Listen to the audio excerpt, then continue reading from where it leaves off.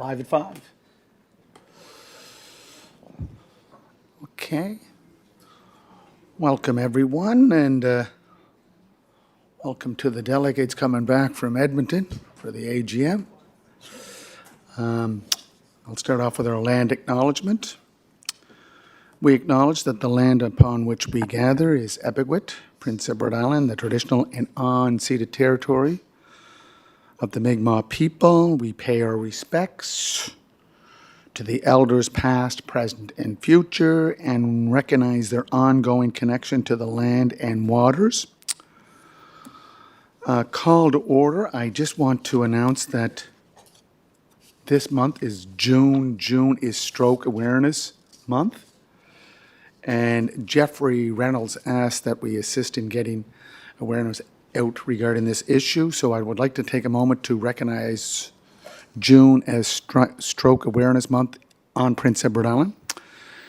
This month serves as an important reminder of the impact stroke has on individuals, families, and communities, and the importance of recognizing the signs of stroke and seeking immediate medical attention. On behalf of Charlottetown City Council, I encourage residents to learn the signs of stroke using the FAST acronym: face drooping, arm weakness, speech difficulty, time to call 911, and to support those living with stroke and their caregivers. Together we can help raise awareness, promote prevention, and improve outcomes for islanders affected by stroke. I will also add that City Hall, its landmark tower, will be illuminated red later this evening as part of that awareness campaign. And I want to introduce Bren Simmers. She is Prince Edward Island's Poet Laureate. And I'm going to turn it over to Councillor Beck, and he'll do the introduction. Councillor Beck? Yeah, thank you, Your Worship. Welcome, Bren, into our council this evening. And as Treasurer of the Canadian Capital Cities Organization, or CCCO, I'm pleased to welcome PEI's Poet Laureate Bren Simmers to Council for a special poetry reading as part of the CCCO's National Poetry Project. Bren is an award-winning poet and author of 5 books whose work explores the connections between people, place, and memory. Her writing has earned her local, regional, and national recognition, and as Poet Laureate, she has been a passionate advocate for poetry, literacy, and the literary arts across PEI. CCCO's national poetry project, brings together poets from provincial and territorial capital cities across Canada to showcase the unique spirit of the national and each provincial and territorial capital. Through this initiative, each capital city contributes a poetic perspective on what it means to be Canadian from the perspective of their capital city, the city's history, its character, and its role in Canada's story. We're fortunate to hear Bren's contribution this evening with her fellow councillors. We also look forward to sharing a recording with residents through the city's social media channels in the coming days, on the Canadian Capital City Organization's website, as well as at our Canada Day celebrations on July 1st. So please join me in welcoming Bren Simmers.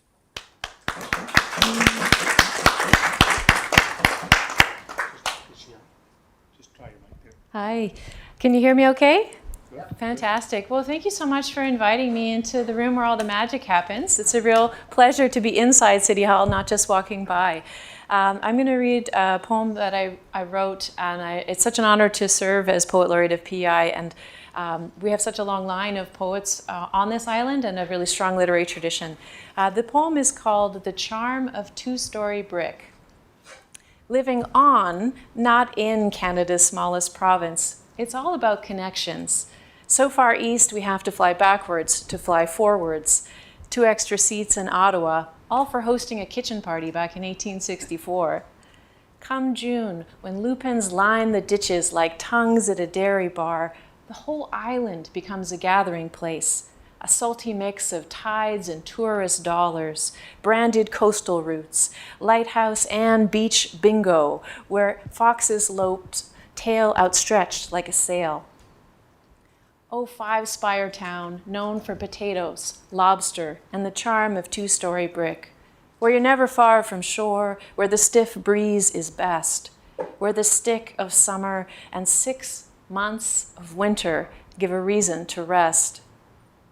Look closer, and you'll see this capital I island stitched together by communities, make-do, and weather, where neighbors help each other shovel out after storms, clear trees downed after hurricanes, where we're governed by the treaties of peace and friendship, where smallness keeps most at their best.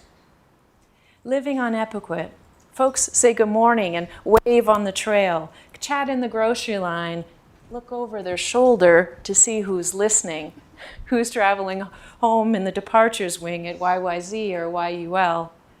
Yes, this town is small. This country, too. Chances are we're connected by food, behavior, by the you in neighbor, our stories braided together. Even the grackle in the hedgerow knows there's always time to chat. Thank you so much for inviting me.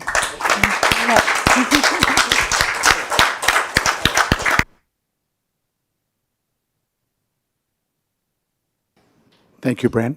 Thank you very much. Declaration of conflict of interest. Councillor Beck, nothing? Okay. Approval of agenda. Yeah, no conflict, no conflicts, Your Worship. Thank you. Moved by Councillor Ramsey, second by Councillor or Deputy Mayor Yankoff. Motion's on the floor there, Councillor Bernard. Yes, go ahead. You want to change it? No, I'm okay with the motion. It's the agenda. Yeah, that's what it is. Approval of agenda. Okay.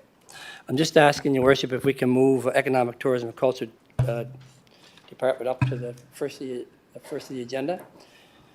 We have Charlotte Nicholson, who's on the line. She's at the Canadian Capital Cities Conference in Edmonton. So, and the resolution we're going to debate is, she's done all the work on it. So just if there's any questions, she's on the line there now. Any problem? No? Good. So 7.8 moves to the top, 7.1 comes 7.2, et cetera. Okay, all in favor of the agenda? Yay? Okay. Councillor Beck, no problem? Okay. Fine with me.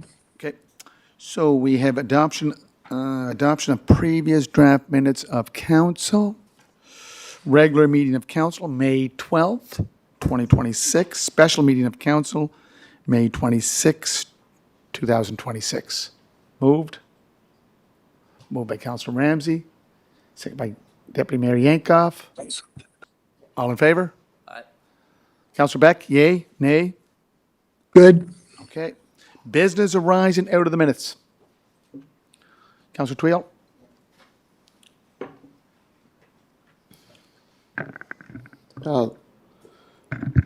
First item I'd like to bring up is on page 3. Declarations of conflict of interest. I requested a legal and/or jurisdictional review requested to better define the standards council members are expected to follow when it comes to conflicts of interest, blind trusts, clarity in how conflicts of interest are determined under the Municipal Government Act, how the rules interact with blind trusts and perceived bias, apprehension of bias. I made the request to the Intergovernmental Affairs Committee, Chair Justin Matart. I'll renew my request that this could be taken to your committee to take a comprehensive examination of the different standards for conflicts of interest, how it interacts with blind trusts and other factors that are associated with conflict of interest. So you could please take that back to your committee. I would certainly be interested in that type of an examination. Okay, any other business there? Councillor Twill, page, Yeah, I do. Page 4. I requested an update on Boulder Park. It says here, Councilor Matart raised a concern that decision on future uses of the grounds now appear to fall under the Provincial Legislative Standing Committee, which the City of Charlottetown does not currently have representation. City requested city administration to be involved in those discussions. But nonetheless, I think that the moral of the story is City of Charlottetown has no say on this piece of property. And regardless how we arrived at acquiring the property in conjunction with fundraising attempts with the Confederation Center of the Arts, there was no discussion whatsoever as to what the ramifications and implications were on Boulder Park. And it just seems like every time we discuss it or learn more about Boulder Park, there's another revelation. Go back to the amenity that's on that site. Now the generator, I think Councillor Trevor McKinnon sent out a couple of emails. One is, generator was just put there. We were told at the last council meeting, I think it was there for 3 years, only to find out day after it wasn't there. It was only there for a few months. So things like that, significant changes are happening on that property, which is owned by the taxpayers, yet we have no involvement. There's no collaboration. There's no consultation. And I really question why we've entered into this agreement on Boulder Park. The province has the final say, whether it be the clerk's office, standing committees, regardless. And we're not even at the table. I don't know why would we be at the table. I don't know why we're not calling the shots since we own the property. But nonetheless, it just seems more and more that this was a poor decision-making process. We were not informed. None of these factors were illustrated in the resolution. When resolutions are passed of this magnitude, all those stipulations, all those factors are clearly outlined in the resolution. That did not happen. And now we learn more and more and more. So, Councillor Matart, I don't mean to put you on the spot. You know, you just happen to be the chair of the committee. But I just don't know where we go with this. I don't know what we tell the residents of this city.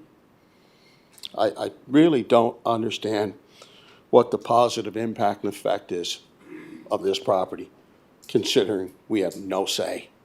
So maybe the city needs to maybe look at the possibility of offloading this property to the province. They're calling the shots. Let them look after the maintenance of the property.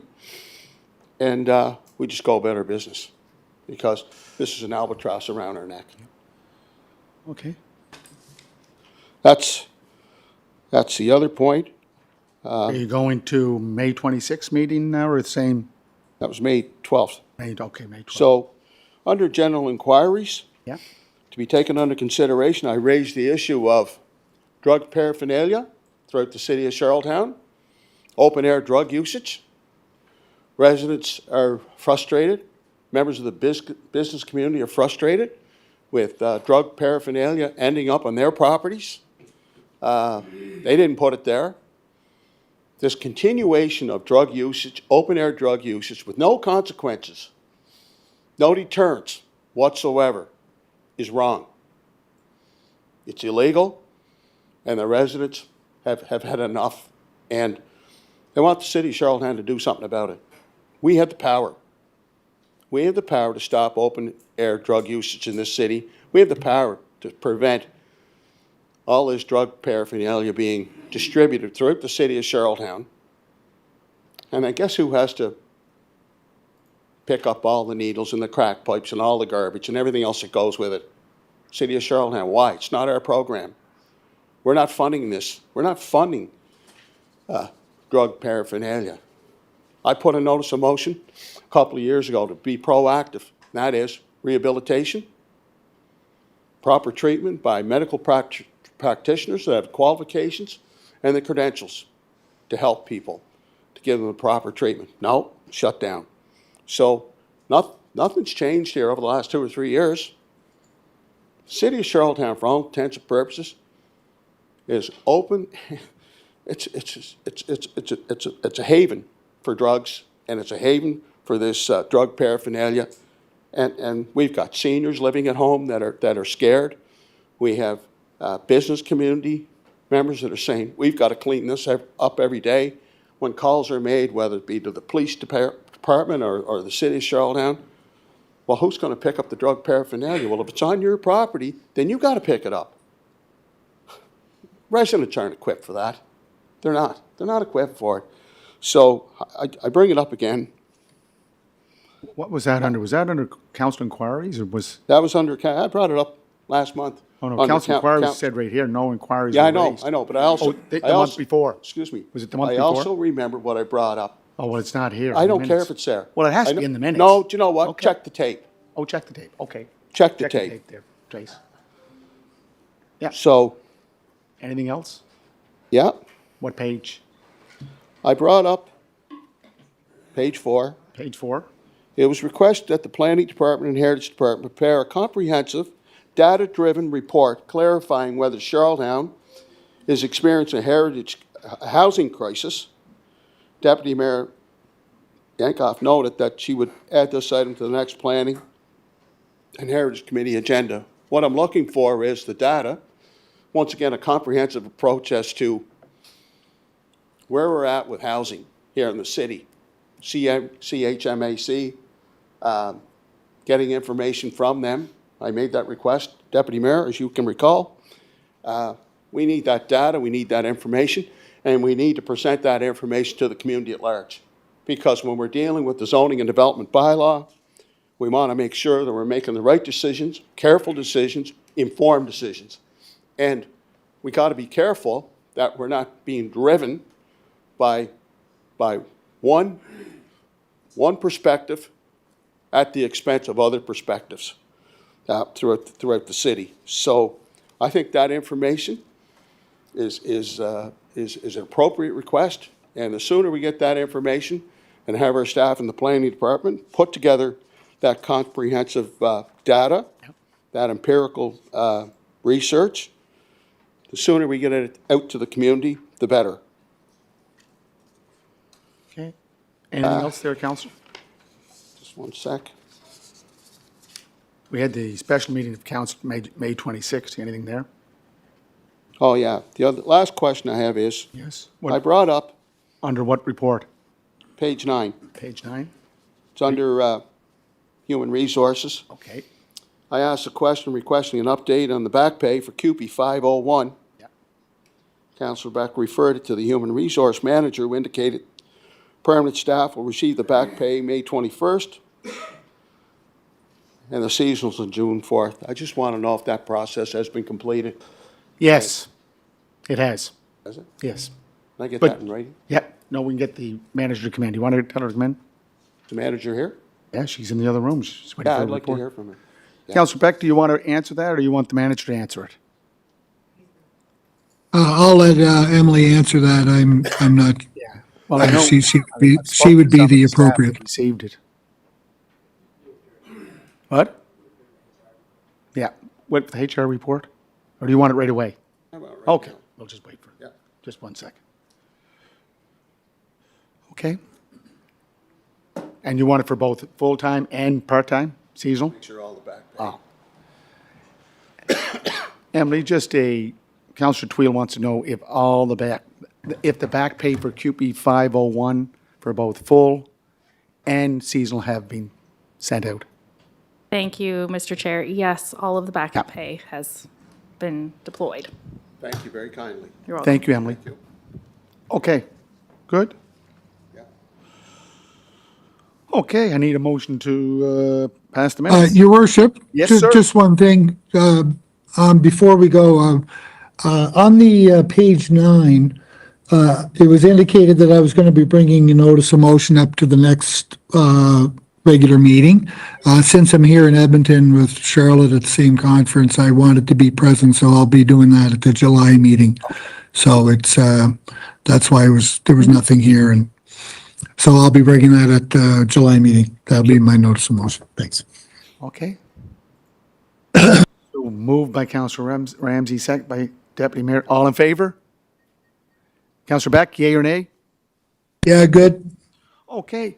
Council inquiries to be undertaken, to be taken under consideration. Anything, Councillor Twill? Your mic's on. Okay, it's off. Yes, go ahead. I did bring this under Planning and Heritage, but I'll take the opportunity to bring it up again.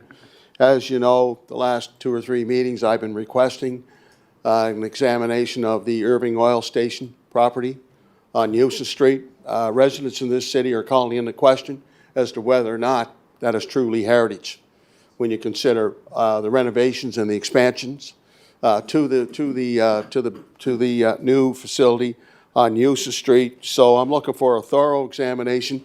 In fact, I'd like to take it a step further. I'd like an independent, thorough examination of that property. People are saying, and I tend to agree with them, that there's nothing really heritage about that building. It's basically a replica, the smaller portion of that property. So, you know, we hold residents, I mean, you go through the heritage package there tonight, we hold residents to a very high standard. There's prerequisites, there's policies, and a number of amenities that they have to restore. And we look at Euston Street, and I have to say it's more than a double standard. So I bring that up under that particular heading of the agenda, and I'm requesting, once again, an independent, thorough investigation into whether that building on Euston Street is heritage. And if it's not, let's just tell the people Okay. up front. Okay, so can we allow the deputy to answer your question? Your inquiry? Okay, deputy? Thank you very much. Thank you, through his worship to Councillor Twill. It was on the agenda for June the 2nd. Unfortunately, we ran out of time, so we're reconvening on Thursday, and that's back on the agenda, the Irving Euston Station. I invite you to come, and if you want to speak and request any additional stuff, or I can relay that information at the meeting, whichever you prefer. But the meeting is Thursday. You're more than welcome to attend. Okay? Okay, Councillor Twill again. Go ahead, sir. Much, Deputy Mayor. Is that the Heritage Board? No. Or is that the committee? Because, as you know, the resolution was passed at Heritage Board to approve the significant changes to the property on Euston Street, the expansion and the renovations, all under the guise that it meets the criteria and the standards for, preservation, enhancement, protection, and improvements. So I just wonder, is that going to the Heritage Board, where the resolution was initially passed? If not, why not?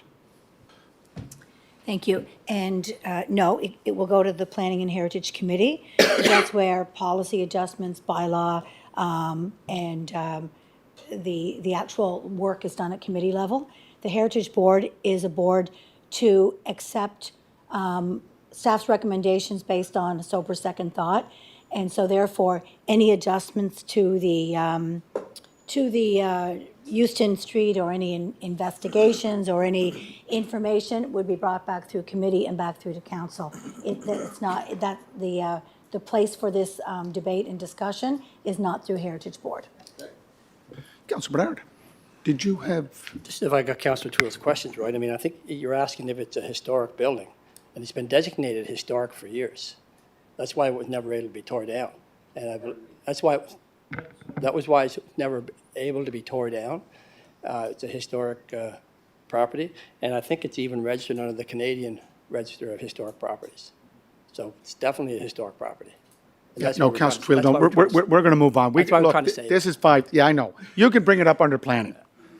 Okay, I have to go because Charlotte is waiting to give her report, and I think we should be aware of what she's pressed to do. So do you want to start your report there, Councillor If you're ready. Your Bernard? Worship, yeah? Yes. Yep, thank you.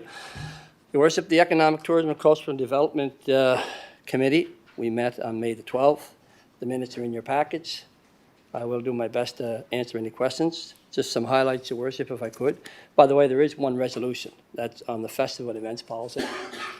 Your Worship, final preparations are underway for the Canada Celebrates FIFA World Cup fan action taking place on June the 15th at the Confederation Landing parking lot. The free event will feature live broadcasts of 2 matches, football activations, family-friendly activities, local food vendors, and live entertainment. So it should be a good time.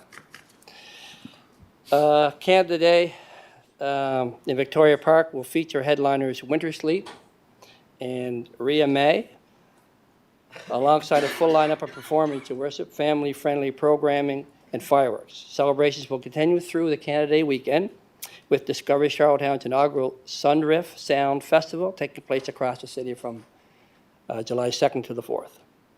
And Your Worship, Charlottetown will host a diverse lineup of events this month. Lots going on in Charlottetown, including the Lot Party at PEI Brewing Company, the PEI Mutual Festival of Small Halls, the Island Tides Yoga and Wellness Festival, the National Indigenous Peoples Day celebrations, Andrews Hockey Growth Programs, International Hockey Showcase, and the Diverse City Multicultural Festival. So, Your Worship, lots going on. And like I say, there's one resolution, and if there's any questions, I'll do my best to answer them. Okay. Any questions, comments, inquiries? Want to read that resolution there, CAO? Yes, Your Worship, Economic, Tourism, and Cultural Development Resolution, moved by Councillor Terry Bernard and seconded by Councillor Mitchell Tweel. Let it be resolved, the Council adopts the new City of Charlottetown Festivals and Events Policy, P-ED-7, as attached, effective June 9th, 2026. Councillor Bernard?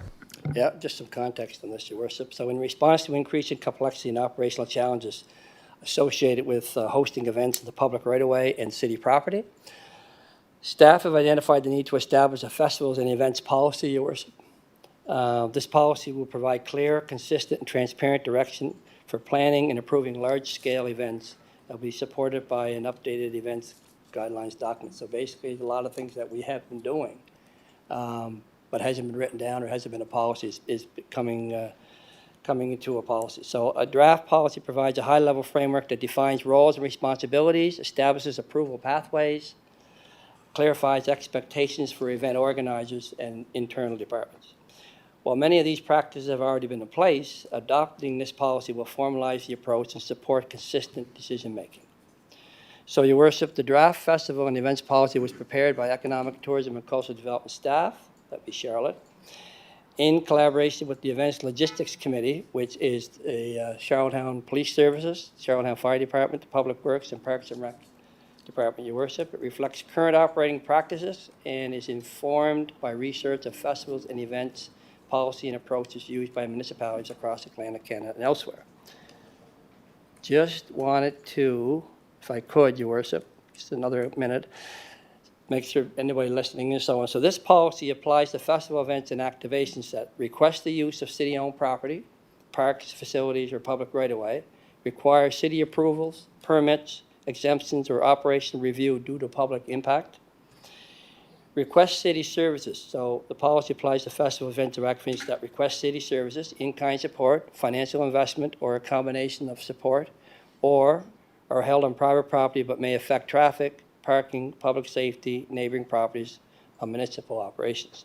Now, what the policy does not apply to is low-impact routine facility on park rentals, small-scale gatherings that do not require municipal coordination, community-run walk events managed through the Charlottetown Police Services and Parks and Recreation Department, and green spaces, or the policy does not apply to protests, demonstrations, and marches managed through Charlottetown Police Services and public safety protocols. Thank you, sir. Thank you. Councillor Bernard?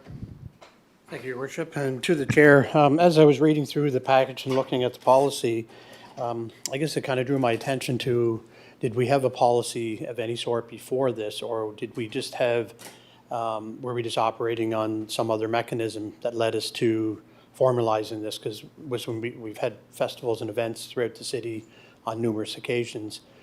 So was this an attempt to try to put some structure around that? I guess I didn't really understand where the context of where we were and how we come to a policy, which clearly I support anything that's a policy. So I'm making the assumption we likely didn't have anything, or at least have anything that had any substance to it that would allow us to address some of the issues that were being covered off in here. Is that a safe assumption on my part, or? It is. So there was, let's say it wasn't written down, there was policies that were following, but it wasn't written policy. So now we're trying to formalize it all into a written policy, and it's very easy for someone to come in and applying that here's our policy and here's what we want to adhere to. So you're correct. Thank you, Your Worship, and through you to the chair. So what I understand correctly as well, that now if council approves this policy, if council approves the policy, therefore, council then doesn't have to then individually review each individual festival and event, and it can be done through through an operational process versus coming through to council for individual festivals and events. And I know we don't see them all, but, you know, on odd times, we get, you know, asked it whether or not, you know, in-kind donations, et cetera. Now, is this policy will be framed in such that staff can review it and make those decisions without all these individual things coming through council? Yeah, and I think, and it only comes to council whenever you're swaying away from that policy, and you'll see, and I think in Parks and Rec, there's an ask for having alcohol for an event. So those will still come to council. Anything outside of this here, anything outside this policy will still come to council. So in the past, that's why you've only seen some of them come here. They've been following their guidelines of what they've been using before. But at any time that it went outside of that, then it came to council for a vote. That will still happen. It's just that all the policies that and guidelines that were used before is now being put on paper. So it's you know, a lot easier for when somebody's applying to use one of our parks or wants to put on an event or so on. Here's our policy and procedures and guidelines to follow. So if there's anything outside of that, that would come to council. Follow? Good, Deputy? Are you okay? Okay. Question? Question's called. All in favor? Councillor Beck, yea or nay? Counselor Beck has departed. Oh, he's left the building. Okay. He's left the meeting. Okay. Councillor McKinnon? Thank you, Your Worship. I have a question on something else on Okay. economic development after Okay. this. So I'll just put 9-0. Okay. Is that it? That's it. Thank you, Charlotte. Thank you, Charlotte. Okay. Thank you. Planning and Heritage, Deputy Mayor? Your Worship. Oh, now you want to answer? Okay, go ahead. Thank you, Your Worship. Question for the chair. In your report, I'm sorry I missed it there. I was just making notes. On your survey for the curling rink, it was brought to my attention, and I said I'd bring it forward and ask how reliable the survey was in obtaining accurate insights. Was the survey limited to one response per IP address? Can this be confirmed? If not confirmed, can a new survey platform with that restriction of one IP address be launched for a more accurate result? The person that brought this to my attention, they said they don't feel that there's actually 1,200 people in the city of Charlottetown.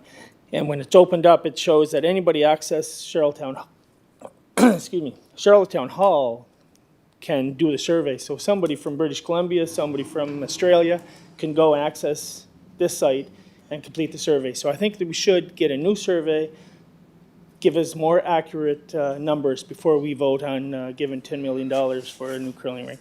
Thank you. Councillor. I don't think we're voting on giving anybody $10 million. And I think the communications looked after the survey. So I think whenever that committee comes up, you can ask that question. But they certainly looked after the survey.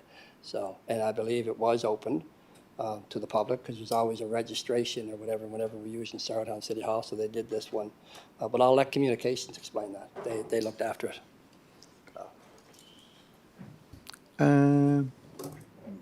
Councilor Bedard?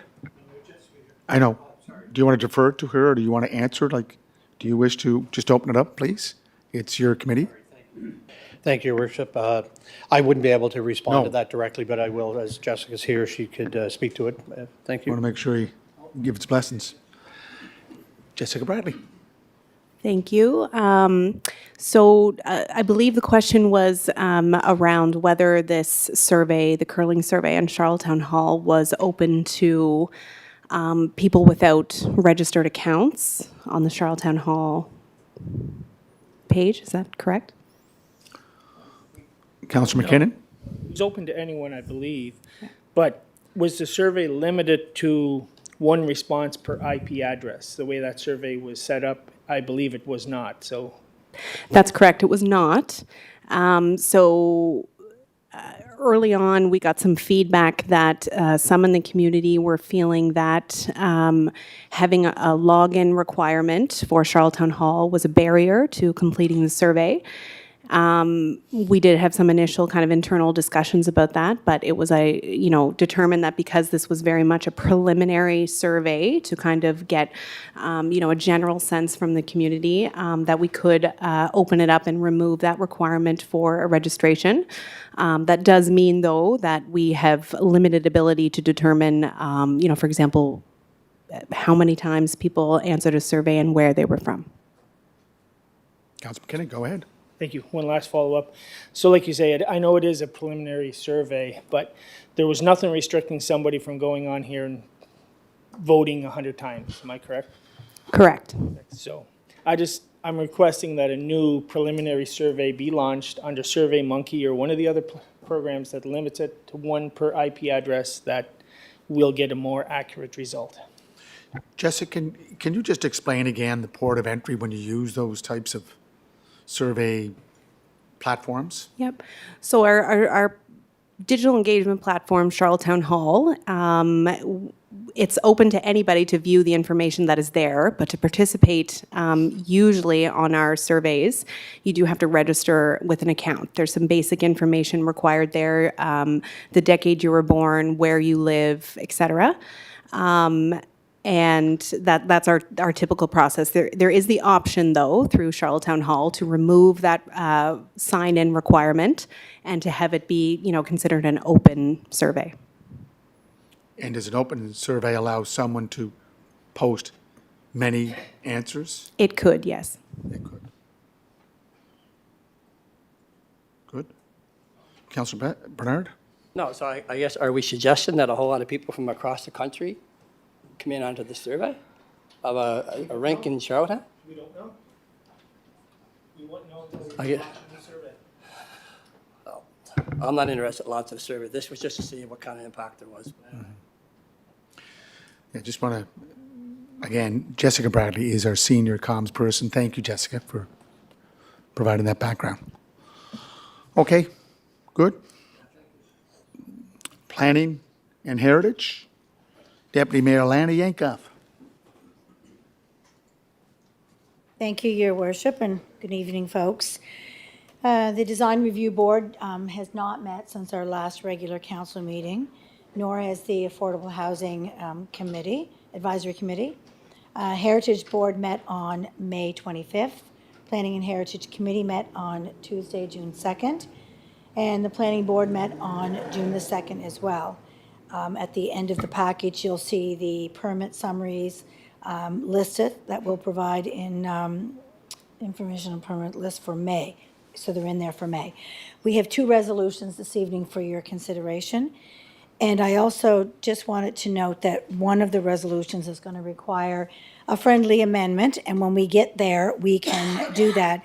But you'll see it's the resolution number 2, which is the one discussing council's, whether or not council's approval for 147 Hillsborough Street. So when that resolution comes up, I will provide the proper language that goes with it. There's just a few things missing from it. And I also wanted to let everyone know that on June the 23rd, at our special meeting of council, we're going to have a one-item only agenda, and that's going to be a What We Heard report on our zoning and development bylaw. So I really encourage everyone to be here, because this is the second time we're going to hear the What We Heard report, and this is going to be based on some amendments and changes, and the consultants will be here to explain, what this the second, draft looks like. So like I say, it's June 23rd, and it's really important that your folks are here, because we're getting down to the wire here, and we're going to be sitting here in October when summer's over, approving a zoning and development bylaw. So we need your voices here to go on to the next step, which will be to taking it back to planning board to then start with a public hearing. So like I say, please make sure that's in your calendar for you to be here. Also, June 16th and 17th, we are going to start our public engagement sessions on our heritage preservation bylaw. One will be at Simmons on the 16th from 5:30 to 8, and one will be at the Hillsborough Community Center on the 17th from 5:30 to 8. Again, encourage your residents to be there. We need that data, we need that information from folks. Especially, with Councillor Tweel talking about the Irving Houston station, this is a perfect opportunity for some of your residents to come out and ask for information and seek what they want to see in this new preservation bylaw. So other than that, if anyone has any questions, I will do my best to answer. Councillor Twill. Thank you. Thank you, Deputy Mayor. On the consultants that will come in and make a presentation to council, what we've heard, I think it's imperative and important for the consultants to outline the proposed changes to the zoning and development bylaw and what's already in existence. So we can do our own comparisons. We can look at it and say, okay, here's the change under this section of what the consultants, based on what they heard from the residents, and equally important, what they've heard from the stakeholders. Lots of times residents that come to meetings in a public forum, stakeholders, please correct me if I'm wrong, have private meetings with the consultants. I'm not so sure I'm keen in that process. We keep hearing about being open and transparent. Well, it's truly open and transparent, then it must be open and transparent right across the board. So I'd like to know, I think all members of council and the community should know, as to what the status quo clearly states and what the proposed changes by the consultants, what they're proposing, bringing forward to council on the 23rd of June, so that we can once again do our own comparisons and look at it and say, well, we kind of agree with that proposed change, or I don't know, it might have a detrimental impact and effect on the neighborhoods and communities. I don't know. That's just purely speculative. But I think it's important that we have that status quo versus proposed change. Okay. Deputy, do you want to answer that? That's duly noted, and what you'll also hear at the what we heard report is also a comparison of the first draft that went out for the public to look at, and the changes that we've even at this stage have been identified by residents and stakeholders, errors, mistakes, et cetera, that were already identified in the first draft. So those will also be outlined. So, you're not wrong. You need to hear this stuff, because from here, once we hear all this, then from there we actually begin what we call the public process, and that is the planning board, the staff, the public hearing, back to planning board, and then back to council in October for approval. So, whatever this draft bylaw looks like, council has to be able to comfortably stand up and say, we support this zoning and development bylaw. So it's absolutely crucial and critical that you come to this meeting on the 23rd and every other meeting that happens with the zoning bylaw, because we have an official plan that doesn't link yet to a bylaw, because they don't speak to each other now. So I can't say enough how important it is for people to be engaged on the zoning and development bylaw. So thank you, Councillor Twill. Councillor Drawn.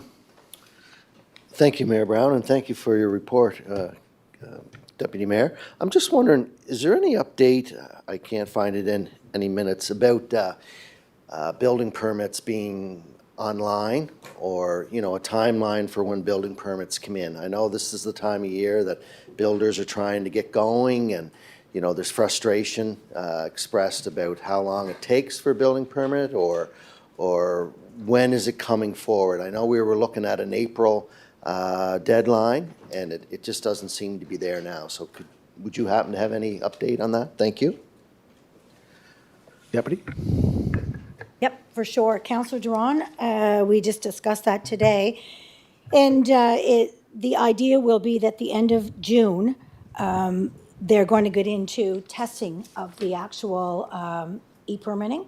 And so they're going to do the testing then, and the plan is that it will be implemented in August. Okay. You're welcome. Councillor Bernard? Thank you, Worship. Deputy Yankoff, I'm just wondering, under the zoning developed bylaw that we've been out and gathering up public opinion, one of the controversial items in that we talked about was the 4 units as a right. And then we talked about the 4 units as a right, getting the wording as appropriate. Has there been any language change in that? Is that still part of the 4 units as a right, or has the language changed in that at all?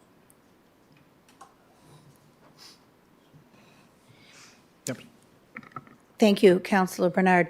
So what you'll see in the draft and this next amendments to this draft is, as if you recall, we identify them as ADUs, so they're accessory dwelling units. So in the zoning and development bylaw draft, it shows how and if you could reach a 4-unit as of right, based on as appropriate, if you can get that far. So for example, if I looked at my property, I can't get to 4 units as appropriate.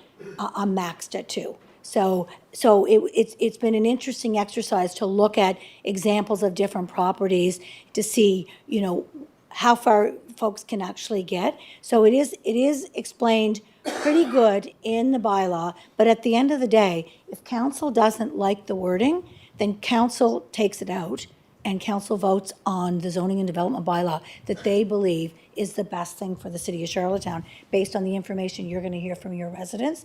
And so right now, you will see very similar language as that first draft that we discussed, where you will see the description of the ADUs and how you might or might not reach a 4-unit as of right, as appropriate. So it talks about parking, it talks about setbacks, it talks about lot size and how big your lot has to be in order for you to reach that. And I don't know if I'm answering your question, but so it is in there. But again, this is just a draft. Yeah. Yeah. So what I'm finding is some of the comments I'm hearing is, I guess for people going in with layman's terms, they're not really understanding it. They're doing the best they can. So what it sounds like to you is, what you're saying is, it's explained that if you want to put 4 units on a property, here's how you go about it. Here's what you need. I guess what I was looking for, because the 4 units as a right hasn't been working out well in other municipalities across Canada. So, but for me, what I feel is fair is if within our zoning development bylaw today, what's approved for a 4-unit can go through. What's not approved for a 4-unit should go to the public for consultation. So to me, it's like a zoning change. But I mean, if you're living in a residential subdivision and there's only a couple of lots left, so it's basically the 11th hour of that subdivision, and all of a sudden somebody wants to move in and build an apartment building in it. They should have a right to be able to know that's coming and have the meeting and see if they want to zone that to 4 units or leave it as a residential. That's the only problem I'm having, is that language was changed, 4 units are right, unless appropriate. you would have, so any lot that's not zoned for 4 units today would be the ones that you would have a public meeting on. And then I'd be okay with it. Thank you, Councillor Bernard, and that's absolutely something when we have this next meeting that you would bring forward.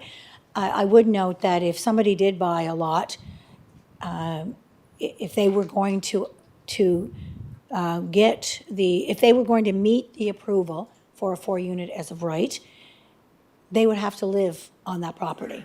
It's owner occupied, so one of these units must be the person who owns the property living in it, not a distant cousin from Killarney. It has to be the owner living there in the property. But those are the things that, like I say, this is our bylaw for our people. And so that's why it's so important to come and put those things forward. And then we hear, what does the rest of council, what have they been hearing? And how does, how do people want to define this? Because at the end of the day, in October, when we vote on this, we have a zoning and development bylaw that we have to approve one. Might not look like this one right now, this draft, but we have to approve a new zoning and development bylaw. Okay, thanks. Mr. McAleer. Yeah, thank you, Mayor Brown. And Councillor Bernard, to your point about as appropriate, I thought it was kind of a timely question. I know myself in trying to understand this as because it's coming to, we're coming to a conclusion on this or hopefully some kind of decision as time moves on. I used my own address and sent it to David Gundrum to understand if this was passed, what impact it would have on my own property. And Councillor Jank or Mayor Yankoff said, she wouldn't qualify for 4. We wouldn't qualify for 4 either. But I met with David this afternoon earlier, and if I understood him right, I asked the as appropriate question as well. And the way he contexted it for me is that with the guardrails that were in my definition as to, I said I wouldn't have qualified for 4. There's regions in there what it takes to meet the footprint. So I guess that's the spirit of as appropriate, as I was understanding it from David, and I'm also trying to understand what's going on in other neighboring provinces, and the 4-unit as of right has been adopted in other places, certainly around the Maritimes, but there's places in Calgary, I guess, that have gone the other way on it. So it's we're going to have to dig in on this and see where we land. Councillor Bernard. Yeah, I guess, that's a good point, but I guess my question at the end of the day, and Chair alluded to it, and as we know from the consultants, pretty well all of Charlottetown, by the size of the lots, can have 4 units. Yes, somebody has to live in one, but when we've seen the map, it's 10,000 square meters. So basically, 0.3 of an acre, a little more than 0.3 of an acre, you can have up to 4 units. And I'm not sure the general public knows that. So that's what you're doing, is taking Charlottetown and making 90% of it available for 4 units. And you already know what's going on in other municipalities now. You can just look it up and see. Calgary is a great example. So if there's examples out there, I just think that we should probably just minor P's and Q's, learn from other examples, and if we can make this change, then we should consider making it. Yeah. So, Councillor Bernard, in the 8 initiatives, there were 28 milestones. Under remove exclusionary zoning, promote higher density includes 4A OR and no, sorry. Well, it was actually, I believe, 7. Yeah, it says remove exclusionary zoning and promote higher density. Under one of the milestones, it says permit, where is it, as appropriate? Yeah, introduce a bylaw that allows up to 4 units per existing lot across the city as appropriate. Yeah. So, when Jacob Ritchie spoke to us on March 4th, He outlined population growth and housing demand, housing and fiscal sustainability, housing accelerator fund commitments. Then he went down to 4 units as of right housing. This approach is intended to increase housing supply while maintaining neighborhood character. Standards would include minimum lot size requirements, parking requirements, maximum bedroom limits, owner occupancy requirements. So that owner occupancy requirements is that it has to be your principal residence, Yep. but it also has to meet the, as I said, minimum lot requirements, parking requirements, minimum bedroom limits. The house I live on, or live in, on the corner of Yep. Spring Park Road Yep. and Vale Drive, it's all house on that lot. Yep. I don't think I would be permitted 4 units. No, you wouldn't. Your lot's not big enough. So it's not going to be a blanket policy like Calgary. I think, Your Worship, what we're hearing here is as appropriate is the size of the lot. So depending size of the lot, like in your lot, you could put 1. So as the lots grows, you can get up to 4. And up to 4 was 10,000 square meters. Well, I have a lot that's 100 by 130. 110 by 130. Right. Mine's 12,000 square meters, so I Right. can put 4. Most of Sherwood, Parkdale, West Royalty, East Royalty Yeah. are at least that size. So most of Charlottetown map, if you want to go with that definition of as appropriate, most of them can do up to 4 units on properties, all through the city. All I'm saying is as appropriate. It would be nice to have the definition, our definitions as appropriate as, if that's a residential lot, it shouldn't all of a sudden become possibly up to a 4 unit as appropriate by the size of the lot. It should be as appropriate by what the public that are living in that area are saying. Yeah. So that, if it's a residential lot now, then there should be a public meeting on that to see if it's allowed to go to a 4 unit. If it's already zoned for a 4 unit, it's fine. Deputy? Thank you, Councillor Bernard, through his worship.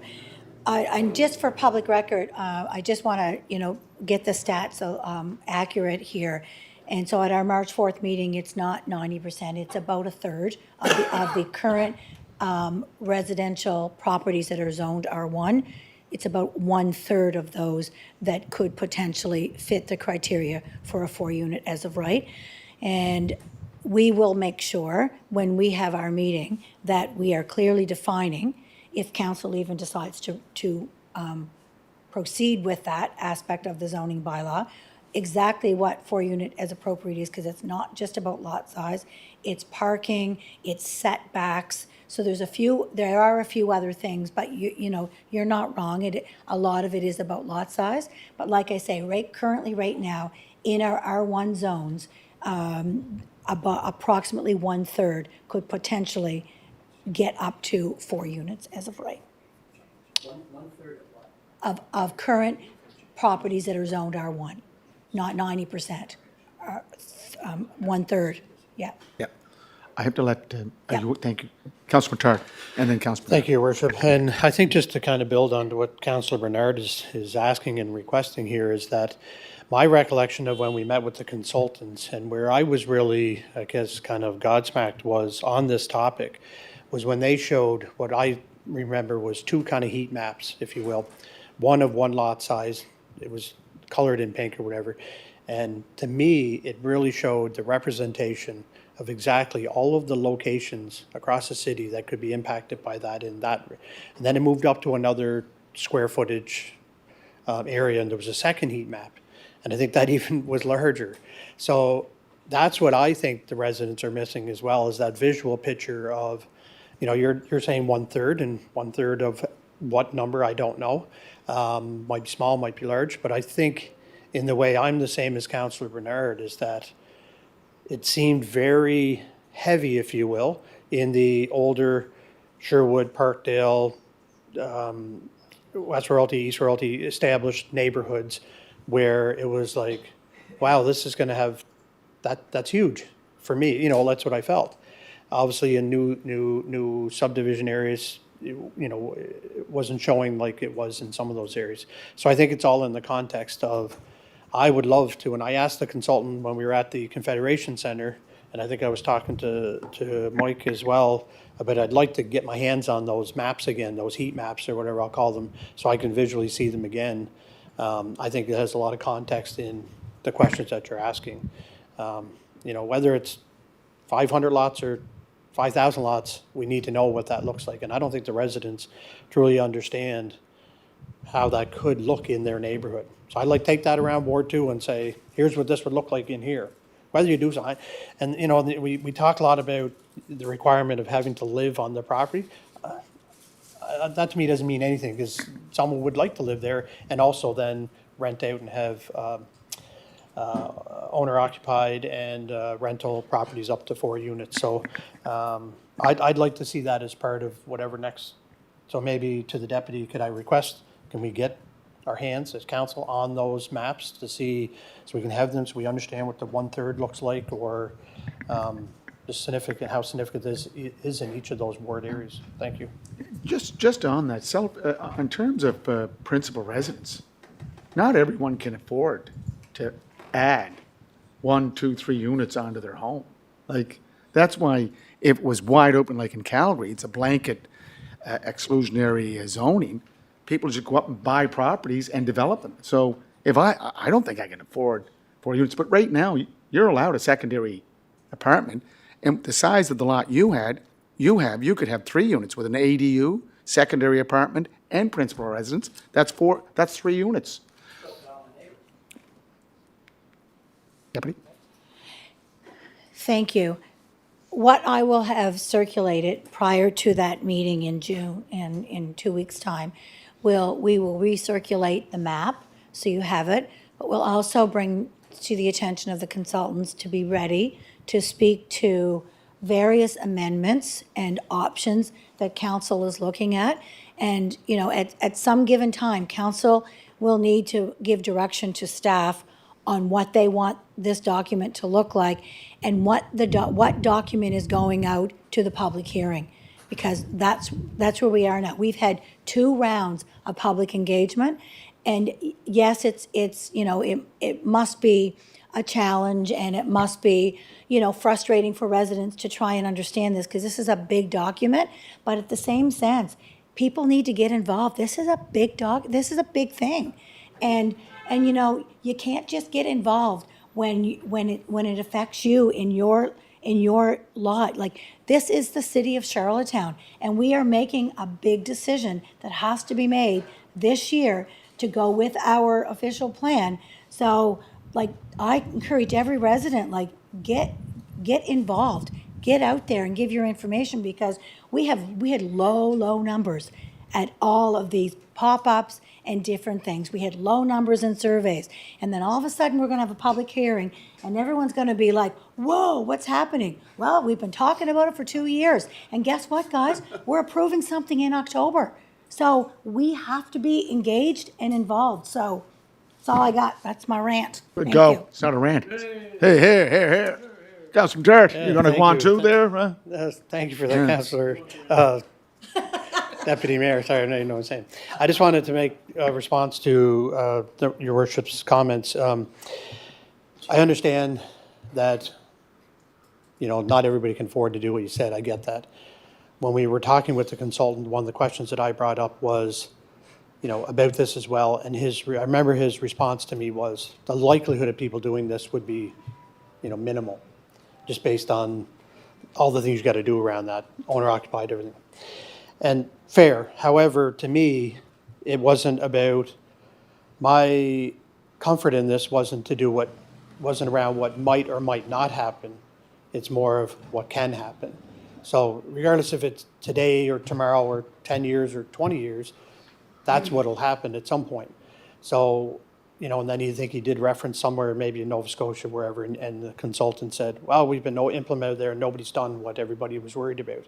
I'm not rolling the dice on whether or not somebody will or will not do that. If it's there, it's available, it's there and it's available, and people have the right to do that. So I respect that, you know, maybe not a lot, we can say, oh, people can't afford to do that, or people won't do that. They'll do if they can. And that's, I think, something we need to be considered. Thank you. Okay. Deputy?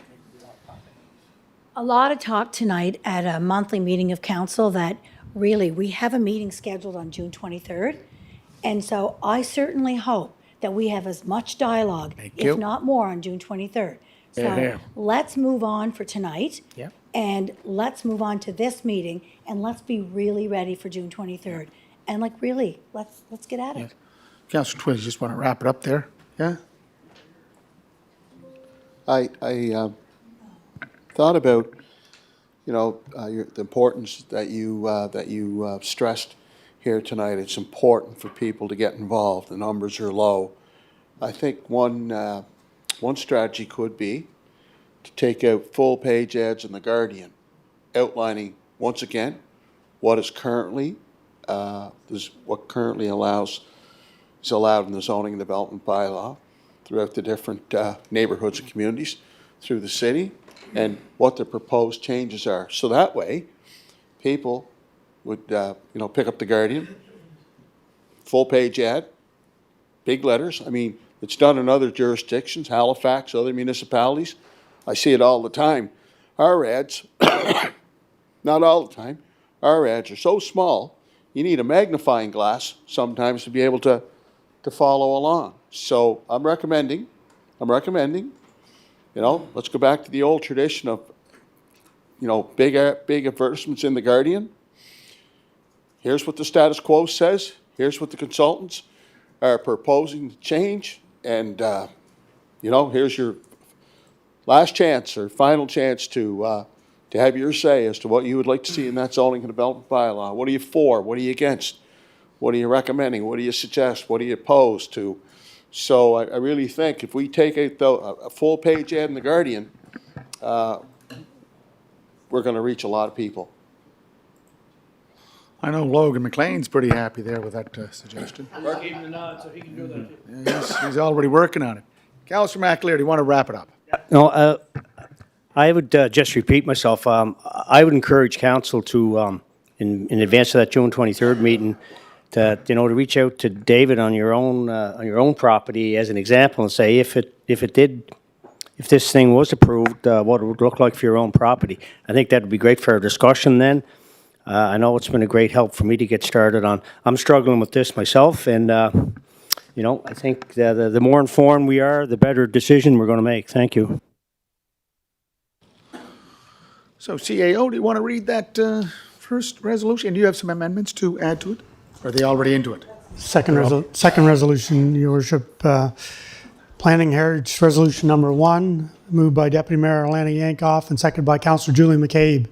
Let it be resolved the council approve the request of a height and density variance to increase the maximum permitted building at 600 North River Road, PID number 444679 and 600817, height from 15 meters to approximately 22.3 meters, as well as to increase the maximum allowable number of dwelling units from 44 units to 49 units on a 5,039 square meter lot in order to construct a 5-story apartment building with commercial units on the ground floor and a partial basement for tenant storage, with no parking provided within the basement, subject to a traffic impact study and to satisfaction of the manager of Public Works.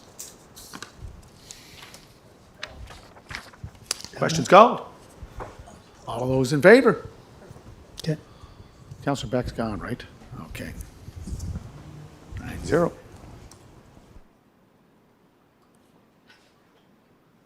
Got another one, sir?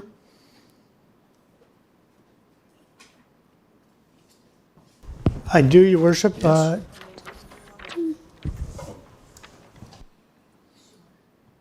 Just before CAO McConnell reads the resolution, can I ask for an amendment? And I'm going to read to you folks what I'm proposing we add to it. It was just missed clerically accidentally. And what it is it just outlines some additional language that I think is very important in this resolution. And it would be that this approval will be subject to the public safety and security measures as suggested by the Provincial Department of Housing, Land and Communities, as detailed in their correspondence to the City of Charlottetown, dated April 14, 2026, to be codified in a future development agreement before any building and development permit can be issued. As well, the province will commit to the funding and implementation of a city e-watch camera system in regard to the use. So I just need somebody to move and, yeah, I'll move it. You move it, and you're, Okay, Councillor, thank you kindly. that's a friendly amendment. Want to read it now? Your Worship, Planning and Heritage Resolution Number 2, moved by Deputy Mayor Lanny Yankoff and seconded by Councillor Julie McCabe. Let it be resolved, the council approve the request for a site-specific amendment to the existing DMU zoning that applies to the subject property identified as 147 Hillsborough Street, PID number 342907, to allow for a transitional housing facility accommodating 11 individuals, whereas this land use is not otherwise permitted within the existing zoning.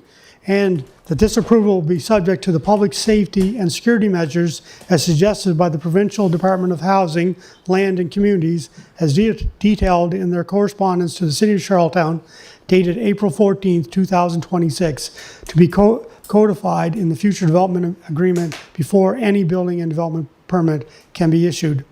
And further, that the province will commit to funding and implementation of a city e-watch camera in regard to the use. Councillor Twill?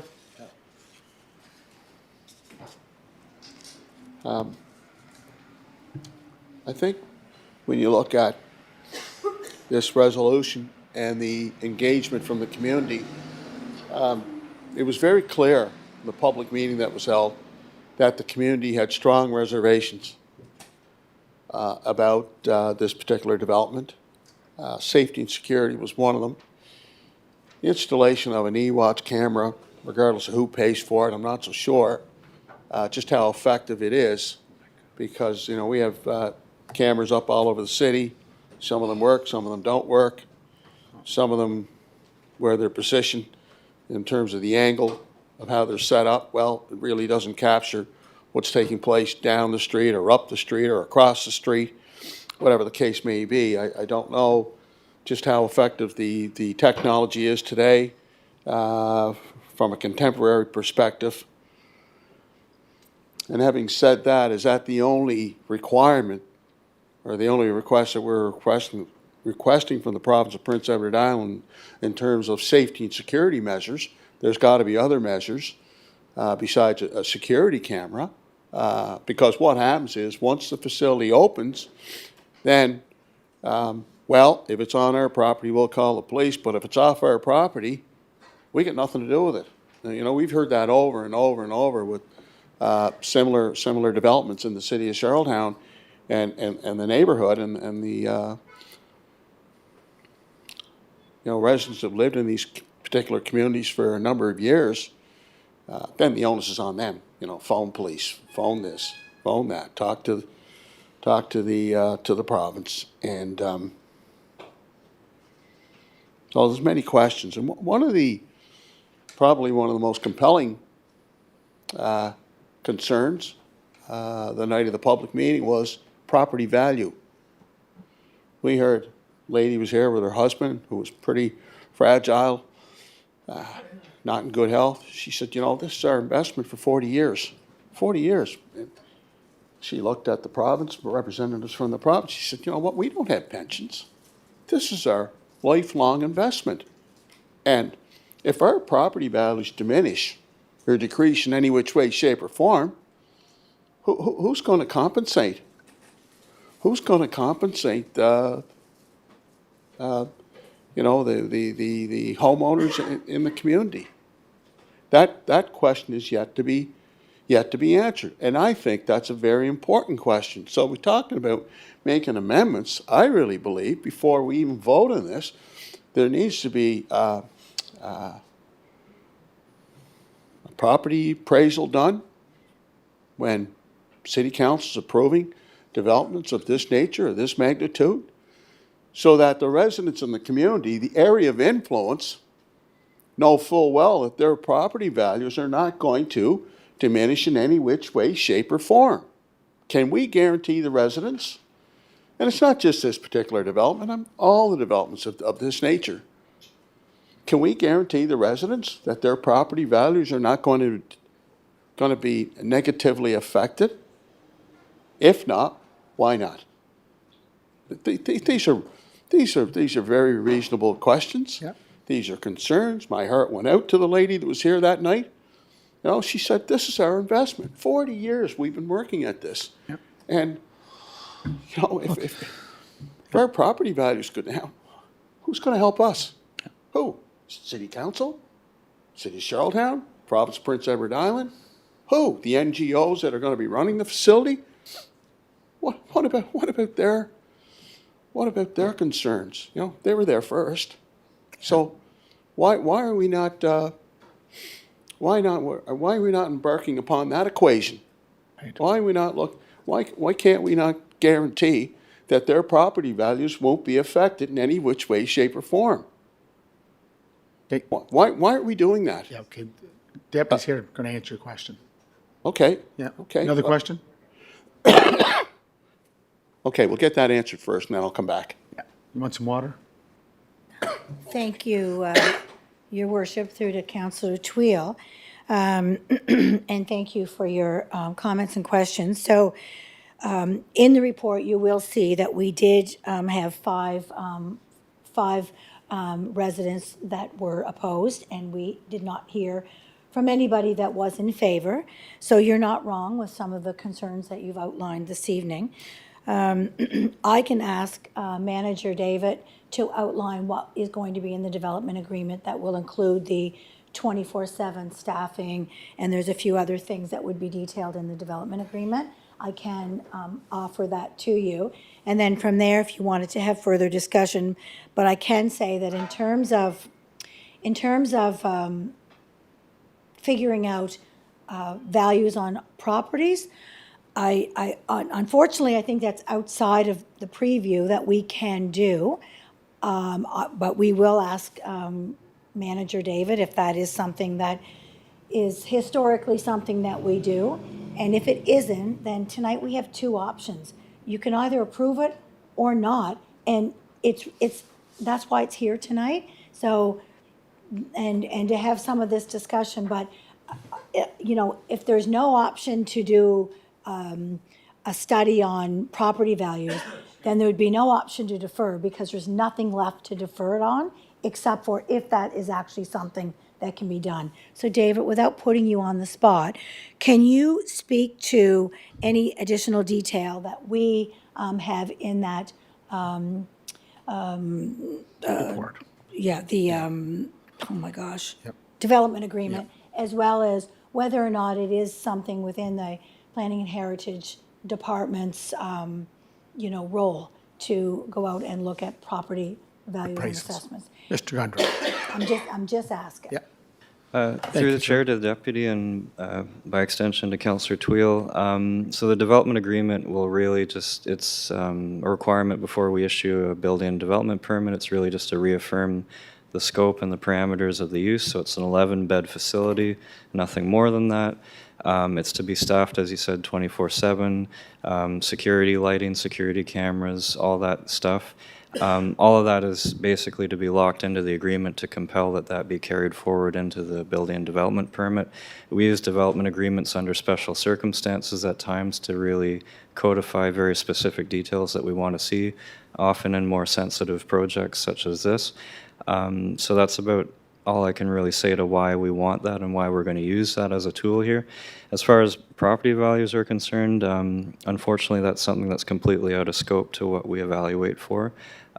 This question does come up from time to time, but it's not something that we have the ability or are given the jurisdiction to evaluate for through the zoning and development bylaw. It's really about land use, land use compatibility, and that's really where it stops. We can't look at property value because it's just not something that's prescribed to us or we're given authority to evaluate for through the zoning and development bylaw process on any application for variance, amendment, or otherwise. So, And David, is that a standard across all jurisdictions? across the entire country, Okay, yes. Councillor Tweel. Yeah.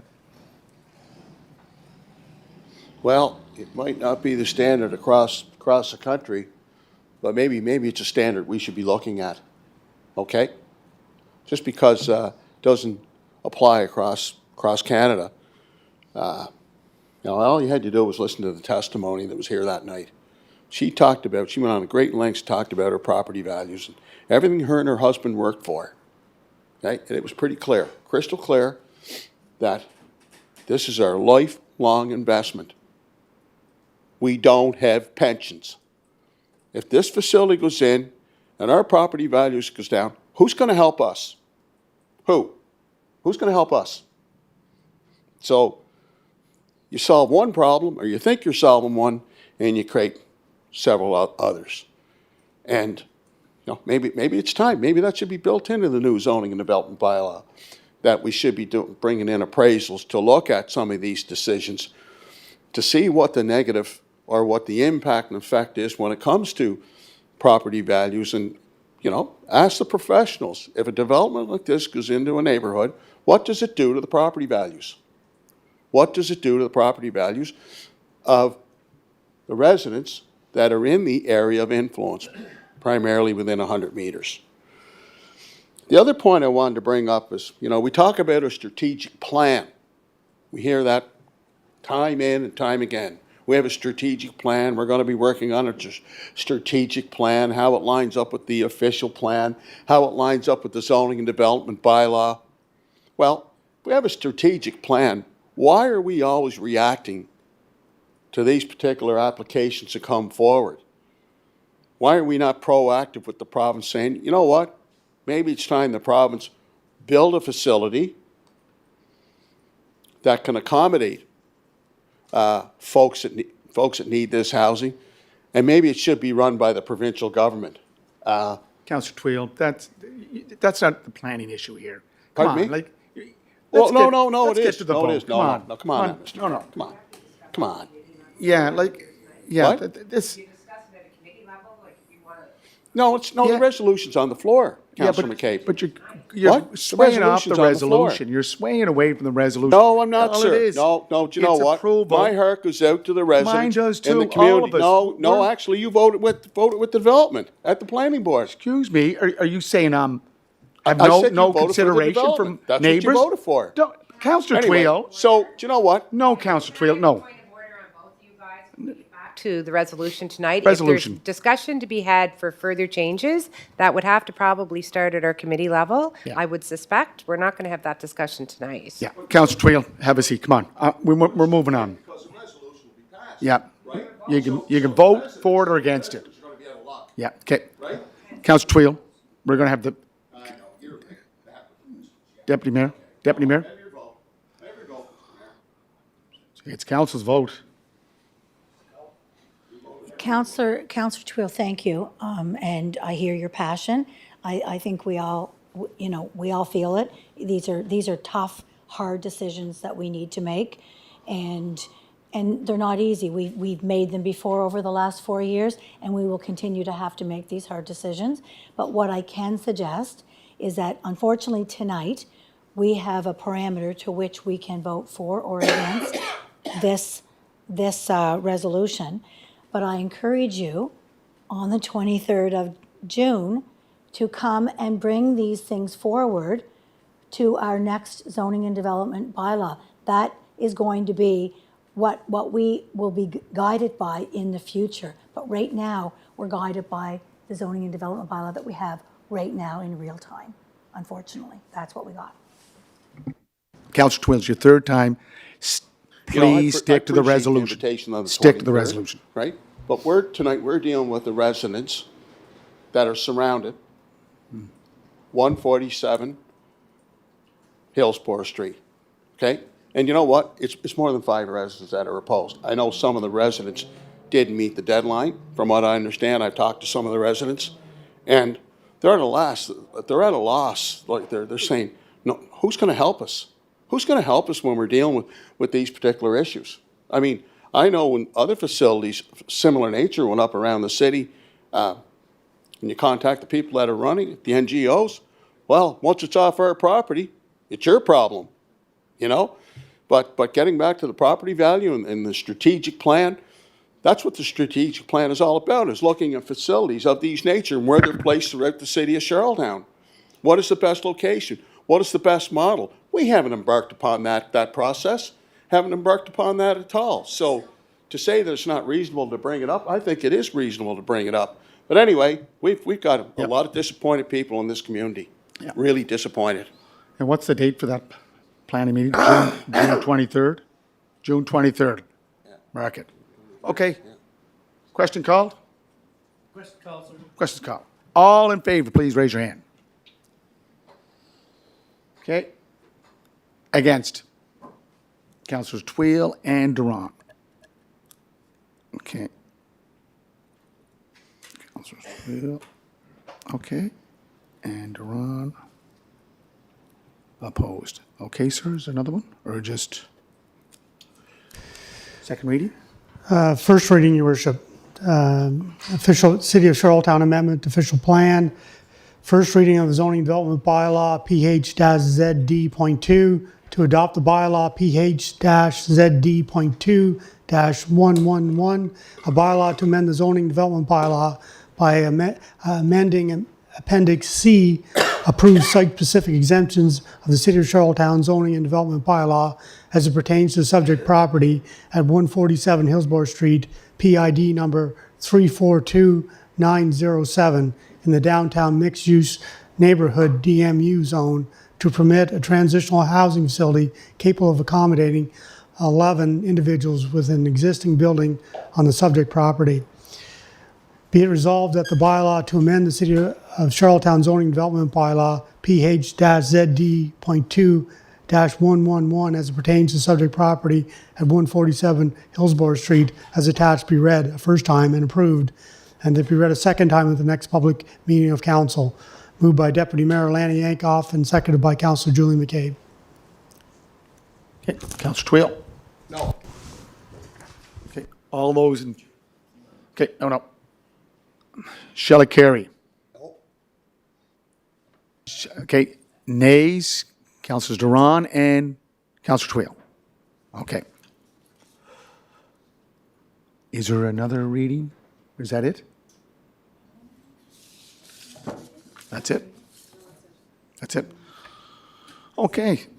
Finance and Audit, Councilor John McAleer.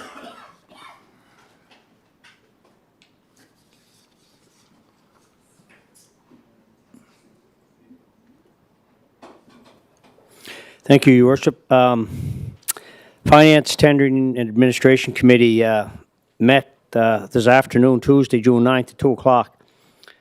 Those minutes will be included in your July's regular meeting for council.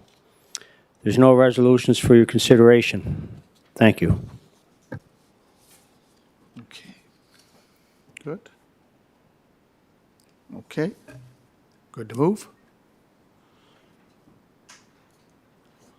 Human Resources, who's doing the report for? Okay, thank you. He didn't ask Councillor me, McCabe. but I will.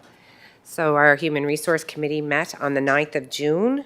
Or we did not meet, sorry, since the last regular meeting of council. And so we obviously don't have any resolutions. Hopefully we'll have something for your next meeting.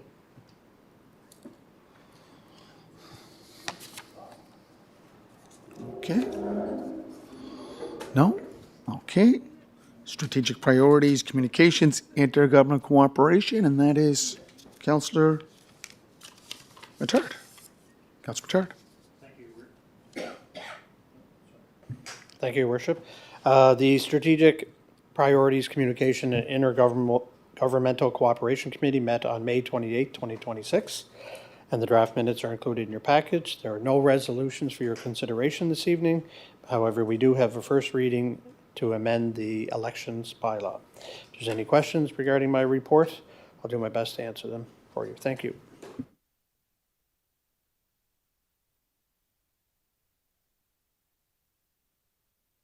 Do you want to read it there, sir?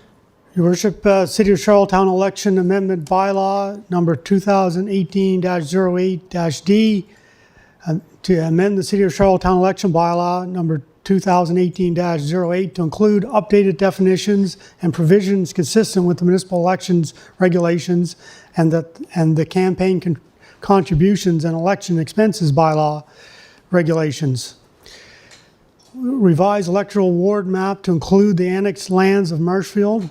Authority to revise schedules by resolution of council, and general housekeeping revisions to improve clarity, consistency, and alignment throughout the bylaw. First reading, resolved that the bylaw to amend the City of Charlottetown election bylaw number 2018-08 be read a first time, moved by Councillor Justin Matard and seconded by Deputy Mayor Lana Yankoff. Okay. Shall I carry? Okay, and who am I missing? Councillor McAleer? Okay. Would it again? It be resolved that the bylaw now be approved as a city bylaw and that it be enabled the City of Charlottetown election bylaw number 2018-08 and that it be read a second time at the next public meeting of council, moved by Councillor Justin Matard and seconded by Deputy Mayor Lana Yankoff. Shall I carry? And councillors back.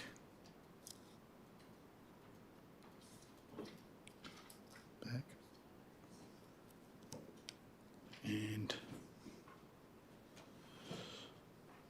McAleer.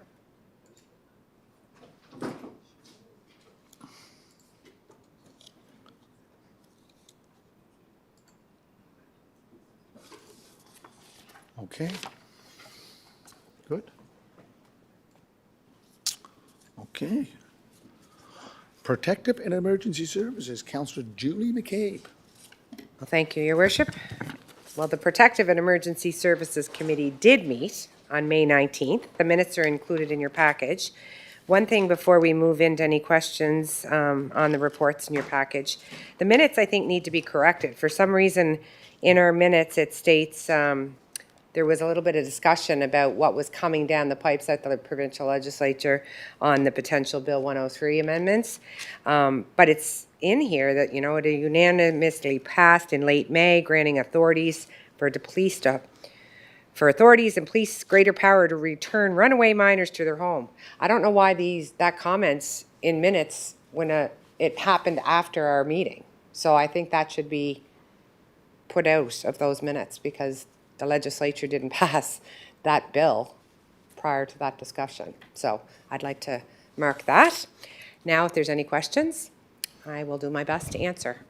Councillor Matard. Thank you, Your Worship, and to the chair. I just want to draw attention to page roughly 213 of our package regarding the request that I put forward to you in getting a follow-up on the, community action plan in relation to, I think it was around September 5th, 2023, when we were at Birchwood School, and we, at the time, the Chief McConnell was there, and we talked about a community action plan that would provide information on how we deal with issues and concerns in around the area of influence. So, kind of fast forward, here we are and a lot of things, and I did ask you if you bring that forward, and I see that you had some discussion at your committee meeting on that.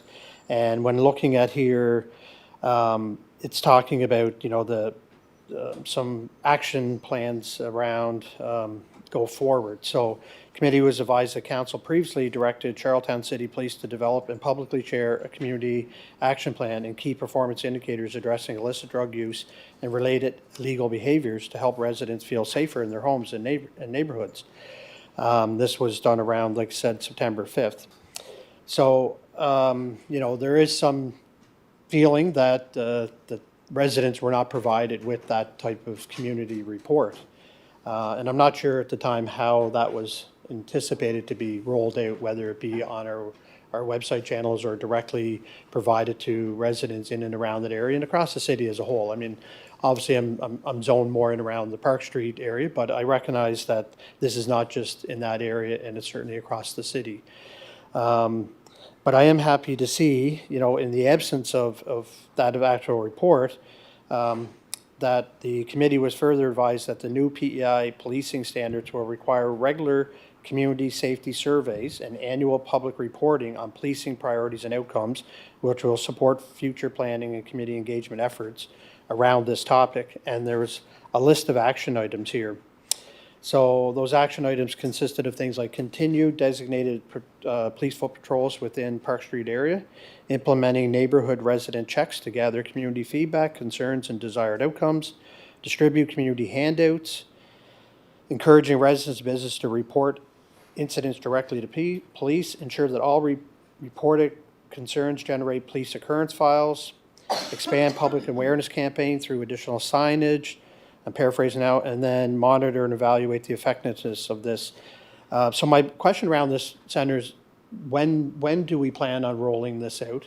And, you know, because again, it felt like these were the types of things that we were talking back in 2023 as part of a community action plan. This sounds, again, like the community action plan. It's got lots of great things in here. I think now, when are we going to put pen to paper here and actually have something to put forward to residents in and across Charlottetown or whatever that may be? Just trying to get some direction on that if you could. Councillor McCabe. Yep, so the directive just came down, and Sean, I'll get you to clarify exactly when the directives came out. But so right now they're in the process of kind of getting policies and organization done, and this is the directive. So these are things that are going to happen across the province under the Police Act. So I will let Sean answer that in a little bit. I think it's really important to highlight, though, you know, a lot of good work's been happening. And I think the key piece, what you talked about, is how do we educate and inform our residents and our city residents about the good work that's happening. So we've talked about some other things, you know, getting some public service announcements out, letting residents know, using our community action team to really promote the great work that is happening. The importance of residents understanding that collaborative approach. It's not just a policing issue, it's a full community issue, and how we can work collaboratively in that to ensure every resident of Charlottetown is feeling safe, including our vulnerable population. So that's kind of where we started, and what we focused on at our last meeting was being briefed about, you know, our data is showing that our calls are down. There's been a lot of information on that. Sean might be able to give a little bit more clarity on those numbers. I don't have them exactly in the report, Chief Coombs, but the calls are down, and that's because of the good things that have been happening. And maybe the only fault that I can think of right now is that we're not sharing all the good things that are happening. So we do have officers that we've partnered with the province, and they are on the ground in that area of influence, and they are working with residents, with the Community Outreach Center, with the emergency shelters, with businesses in the area to kind of make sure that they have a pulse on what's happening. They're talking regularly with our businesses in downtown Charlottetown to make sure that they're feeling okay and supported. Dedicated officers attending meetings at these partnered tables, working with our local groups, our eWatch camera. They're tracking crime, and the importance of us educating people like your residents why it's important to call, when it's important to call, different places to call. So we're trying to come out with some literature on how to educate them on that piece too. It is a full community's responsibility. So Sean, I don't know if you want to add into the piece on you know, the data, how much it's decreased, or how many calls have decreased, and a little bit more information on these standards. But if you want to do that, that would be great. Through your worship to Councillor Matart. The chair did a pretty good summary of what we discussed at the last council meeting, but I do have some stats, or I could answer any particular question you have that the chairperson didn't answer for you already.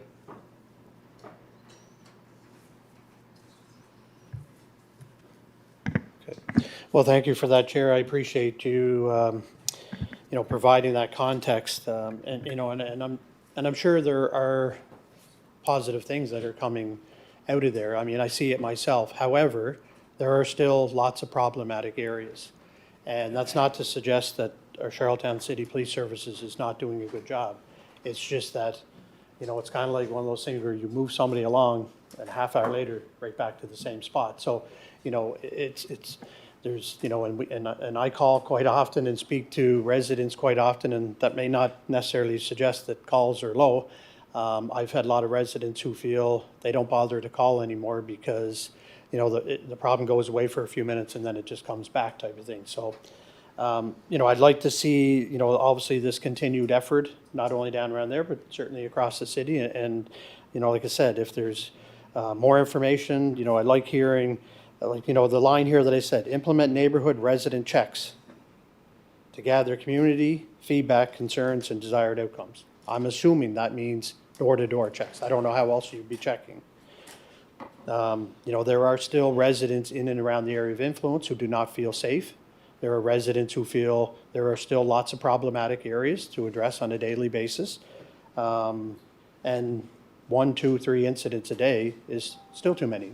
Maybe when we were, I know the comparison happens quite often when we were up at Houston Street, and, and Councillor Tweel would have, it was many issues and things. And, when we've gone, since it's been down at Park Street, it's been perceived that things are much better down there and that there's not as many calls and there's not as many of this. But I can assure you, as being the councillor of the ward, there's still lots of problems in and around that area.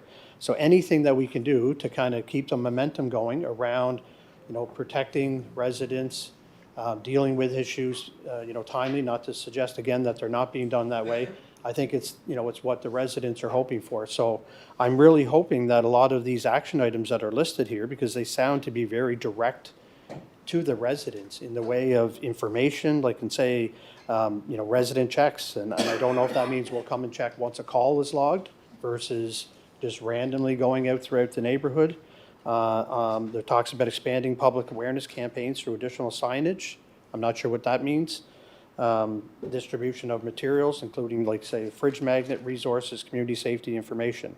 So, I would really strongly encourage, and I'd like to see how far this is going to go in regard to that information. So, and as the councillor of the ward, I certainly always encourage the residents when they contact me to contact CPS to log their incidents, so we have that data to to actually address and deal with whatever that may be, whether it needs more policing or whether or not there's incidents. There's always something going to happen.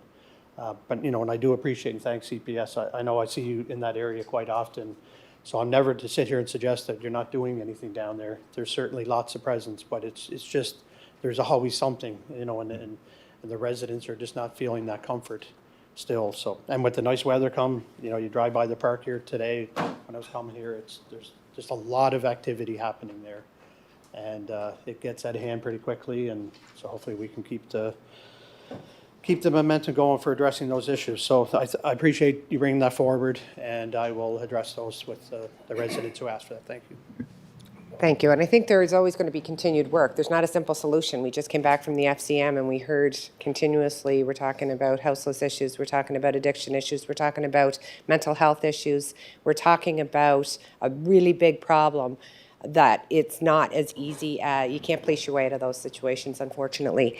You're always hoping that someone comes up with a solution to that, but it is really important that your residents get the message that that data is what is going to be able to provide resources and supports and response. So without that, as problematic as it is, that is the base of that is we need them to do that. So when they call, you can listen, you can empathize, but it's really important that all 10 of us in here give that message, because that is what has to happen. So thank you.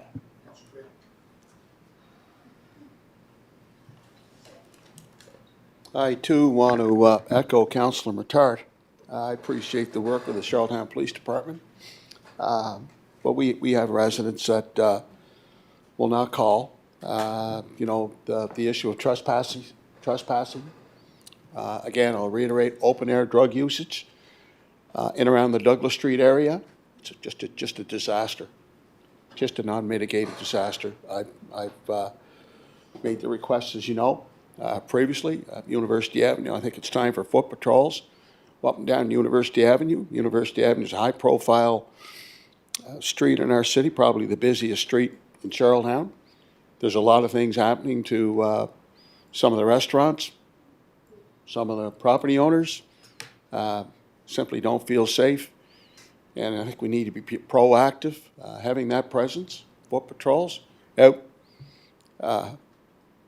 talking to the folks on University Avenue. Personally, I'd like to see them go up and down Douglas Street and knock on every door, so that the residents on Douglas Street, Queen Street, University Avenue, have a chance to talk to a police officer right on their doorstep, I think would be an excellent move going forward. So I'll make that request here publicly. We do appreciate the Charlottetown Police Department. I've always said, and you can ask the CAO, whatever you need in terms of resources, personnel, I'm all in. I'm all in. Always have been, always will be. But we need the police. I'm going to be proactive down in the Park Street. Beach Street, Park Street area. You talk about statistics. Statistics is I think it's great. It's a great starting point, but it doesn't tell the whole story. No. Because what's happening is, what happened when the outreach center was on Eustis Street, we had people leave the community, couldn't take it anymore, and left. Down at Park and Beach, we had people leave. They've left the community. They not only left that neighborhood, they moved out of the city. Those are the facts. So I appreciate the work, the game plan. We got it, police. I'm strongly recommending police knock on doors. Let's start in Douglas Street, University Avenue, Queen Street. Yeah. And hear firsthand what the residents have to say. Okay. Because it's very troublesome. Yeah. The amount of drugs that are sold, the amount of drugs that are being used, and it's very troublesome, especially for our seniors and people who live in the community for the last 50 to 60 years. Yeah. So I wanted to bring that forward. Thank you. Whatever you need from our end, Chief, as far as resources, I'm all in. Thank you. Councilman Kay? Yeah, thanks. When all this was happening, there was a lot of work done at the province when they were moving the outreach center and stuff around this collaborative table where we were all going to be sitting. I think there was people maybe at the table. I know our former chief of police was at a table. I'm not sure if we had an elected member at the table doing some collaborative work. Has that stopped, or is that ongoing, where they've had that action team to kind of look at support services, our police services? Is that still happening, where there's collaboration and discussion around how we can best support our vulnerable? Chief? I know it was a province initiative, but I'm just wondering, is that still going, or is it just fizzled out? Councilor McCabe, there is still a lot of meetings going on between the province, provincial departments and municipal, the bridge, different prolific offender meetings.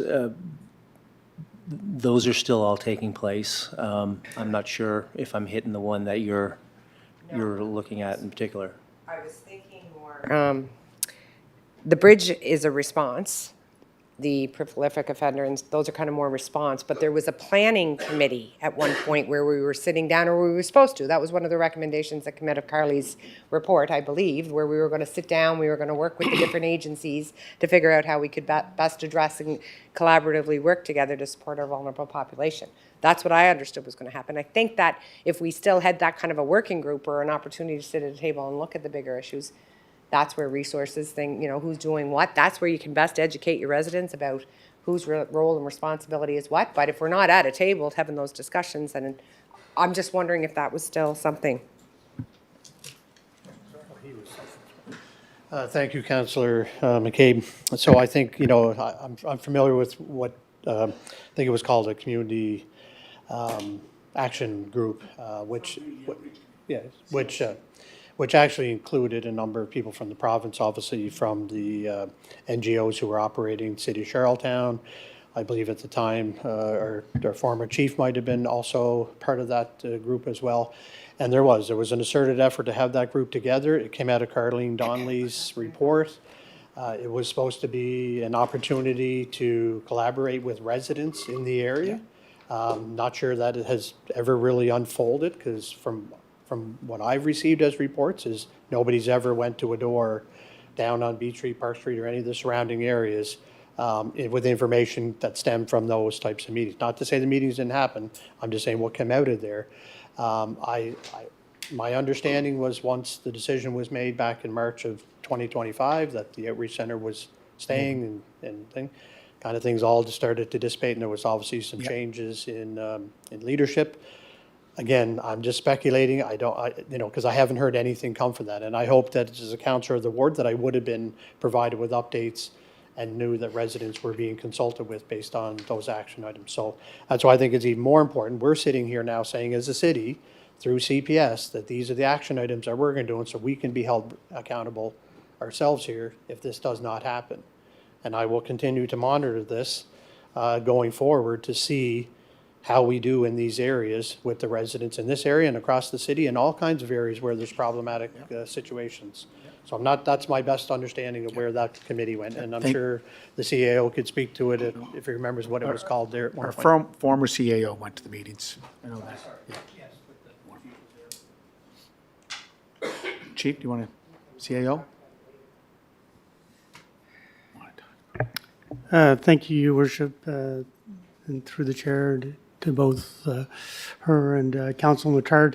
Yes, there was a active task force that was formed with a group of stakeholders, including the municipality. It's my understanding that that hasn't met for quite some time. Councilor Bernard. Thank you, Your Worship. Just a quick question to the chair. I noticed in the minutes that the rescue boat had been issued and closes on Monday, May 25th. I thought when we did the budget, we had put some money in consultation with the federal government, since it's their responsibility, that we were looking to meet them halfway, and that money was contingent on the federal government coming in with some funding. Did we get some response from the federal government? Is that why this is coming out? That's my first question. And the second one is, don't know if it's true or not, I heard that the RCMP had offered the city one of their boats to use as a first response rescue boat. Is there any truth to it or not? If you can, if you know, if you can elaborate. Councilor McCabe. I was going to look at getting clarification on the actual funding, because I've heard different amounts of funding that was agreed upon in finance versus what we have agreed upon in budget time. So I need to get the final number. What was given to me was that we approved 400,000. I thought we approved 200,000 with the condition of a $200,000 partnership with the federal government, but I'm not sure. I do know that the tender for the boat has gone out based on the $400,000 budget. We have a committee meeting next week, I believe, which I'm assuming will be updated on that. To your second question, as far as potential partnership, I don't really have a lot of information. I think there was discussions happening, but I don't have anything that I can report based on that. I don't know if Chief Jenkins wants to. I think there was. What I can say is I know there was some discussions about potential partnership with our previous fire chief, and I'm just not. I don't feel like I have the information that right in front of me tonight to be able to brief that. But I'll wait to hear what our tender does and see if we can get some more. Chief, interim chief, Mr. Jenkins. So when I talked to the manager of finance, that she told me that it was approved for 400,000 in our budget. But I did talk to some members at committee, and they understood it was 200,000 contingent on 200,000. Okay. So I don't sit on finance. It is in the budget. Okay. But I think that you are right. Well, yeah, I'm not ready. We're just finishing, but thank you. Just going to ask the fire chief. Yep. I guess in my understanding with finance as well, it was actually 400 that was approved for the rescue boat, with the possibility of 200 in provincial or other source of funding coming in, but it was a $400,000 for the boat, with no guarantee of the 200, but an anticipation that there may be 200 coming in. Councilor Bernard, then Deputy Mayor Yankoff. Thank you. Okay, so I know it's out to tender there now. Do you have an idea roughly what they cost? Because I distinctly remember we were talking about a partnership with the federal government because it's their responsibility. We didn't mind paying 50%. And I know this is before your time. I know before you come on. But how much is one of these boats, roughly? Through the chair, the tender has closed and we're analyzing those, the tenders that have come in, but when's all said and done and all the pieces and parts are put together, it's probably going to be close to 4. Right. So then the chair is probably right. I think we were doing 2 and 2. So, anyway. Okay. Okay, thank you. Councillor Twill, then you. Okay. Just a question for the fire chief. Never had a chance to welcome you officially. Welcome. Question I have is regarding the fire that took place at the farmers market. Has there been a determination as to what caused the fire at the Charlottetown farmers market? I've talked to the vendors, and that was very disheartening. That fire really set them back. Dealing with many challenges now, but we don't know if the public or was any public statements ever made as to what was the final cause, or what was the cause that caused the fire at the Charlottetown farmers market. Through the chair, as you're well aware, that the investigation took place before my time in this seat. I do not know the official, other than accidental. I know it was ruled as an accidental fire, but I don't have any information beyond that. I can certainly find out and get back to you on it. Councillor Twill? Thank you. Fire Chief Jenkins, yes, I think it's, I'd like to get that information out to the community. I think the community would like to know. I believe the fire started outside of the market, but that's about as much as I know. But I think it's important for the community to know as to what actually caused the fire and who was responsible. Through the chair, yes, I'll inquire and get back to you on that. Okay. Okay. So, good to go. Just, Chief Combs, last week your brother and another officer were doing the bicycle patrol. Are you back doing that?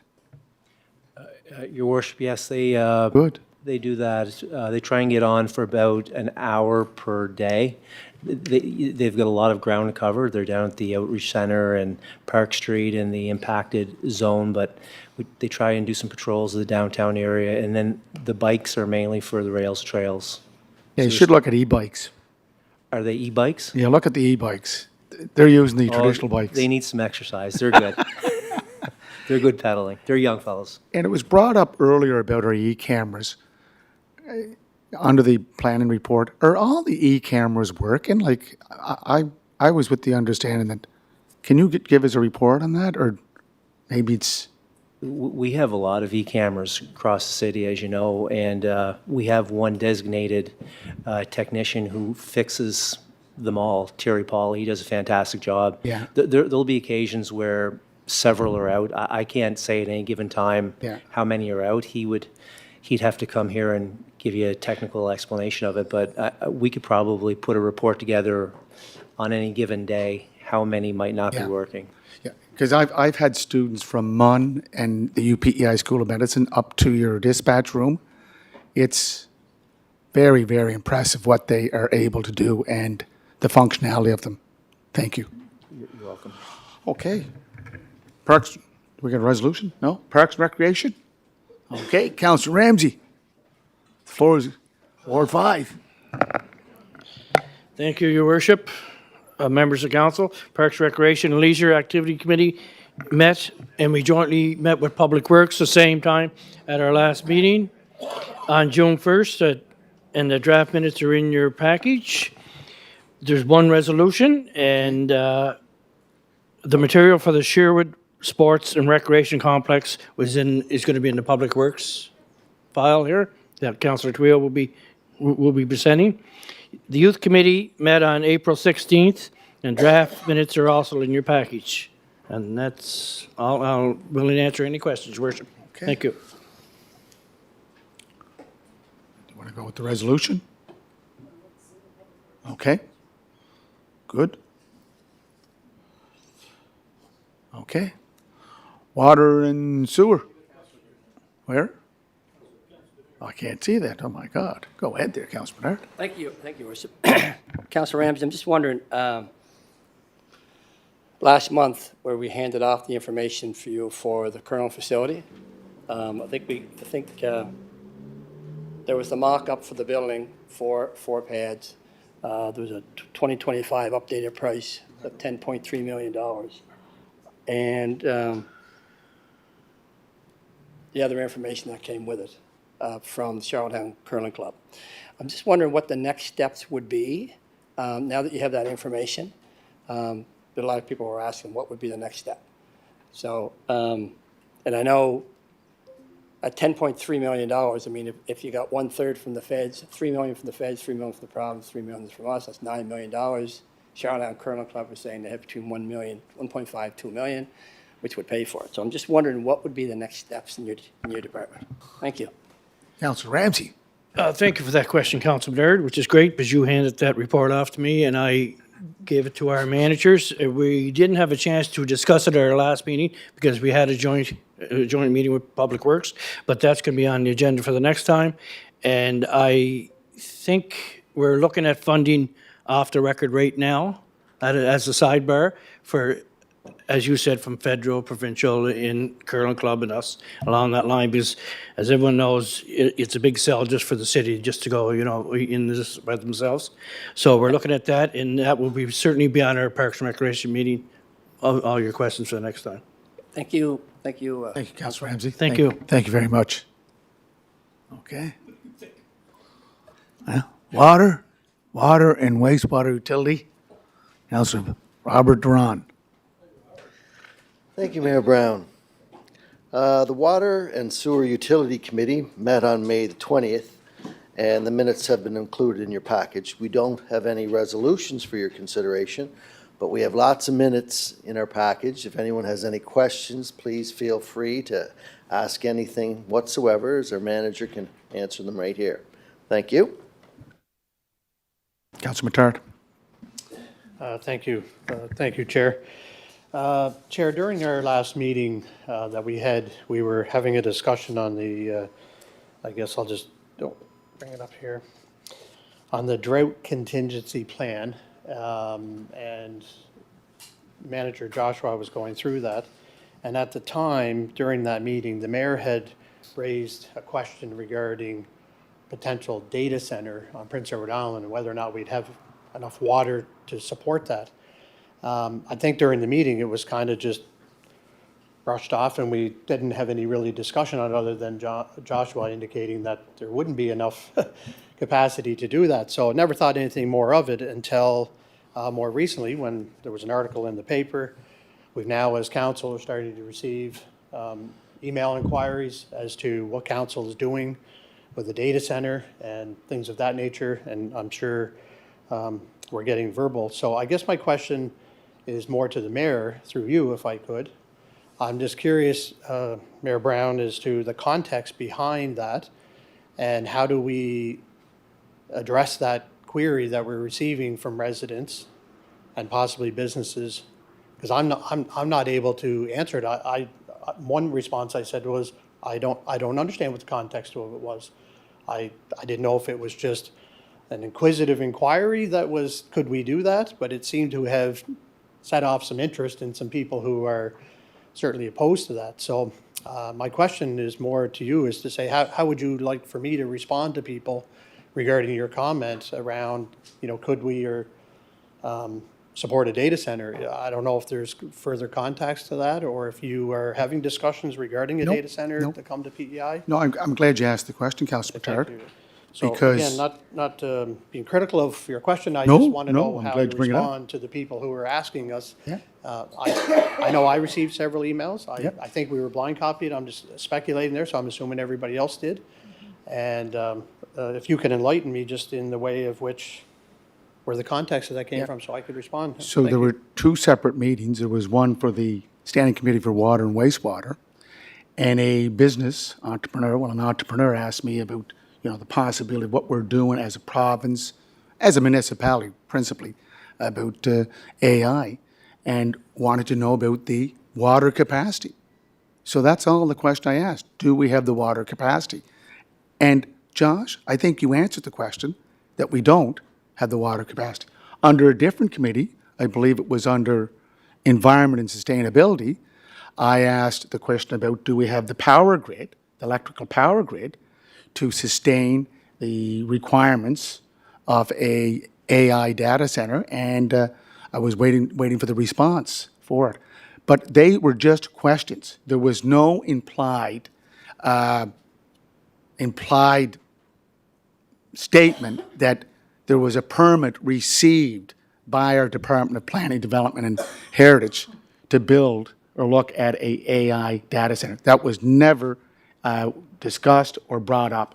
And the other thing that I received lots of emails, phone calls, but one that I received, I replied, Darlene, hypothetical questions were asked at two standing committee meetings searching for water and electrical requirements for this type of facility. There was no request in building or looking for a developer for this type of project. None, zero. So I think that the report that was in last Friday's Guardian transpired into Charlottetown is going forward with an AI data center. That was not what I asked. And I think if the deputy, I believe that Josh, as manager, you were there. Councillor Duran, you were there also. And myself and our other member is Councillor McAleer. I never mentioned or never stated. I just want to make it clear that anytime, like any of us receive a question or an inquiry about what's going on or what can we do as a city, I take that back to the appropriate committees, just like any of us right here in this room, or I take it to this council chamber floor and have discussions on the floor. So again, it's all about transparency. And again, it did go to a point where I received a call the other night at 11:30 at night asking me, why are you building an AI data center? I said, that is not the case. Again, what transpired from traditional media went into social media and took off. And again, it was only based on inquiry questions about is it something that we have the infrastructure to do, electrically and water and sewer. And that is my case. If you want to follow up, I'd be clear. Councillor Bernard. Thank you, Worship, and thank you for clarifying that, because I was reading that somewhere too, and I think that the water manager said, well, we'll deal with an application comes in, and I think that's probably what get people upset, but I think it'd be pretty strange that we get the best tasting water in North America to be using for a data center or an A1 center, AI. So glad to hear that. I don't think anybody in here would be in favor of a data center on PEI or an A1 and using our quality water to run it. So glad that's clarified, because I wouldn't be supporting it. Thank you. Okay. Councillor Bittard. So thank you, Your Worship, for putting that clarification. You know, I guess maybe in hindsight, you know, when we're having these kind of questions, we should be, you know, mindful of the context of what we're doing to avoid this in the future.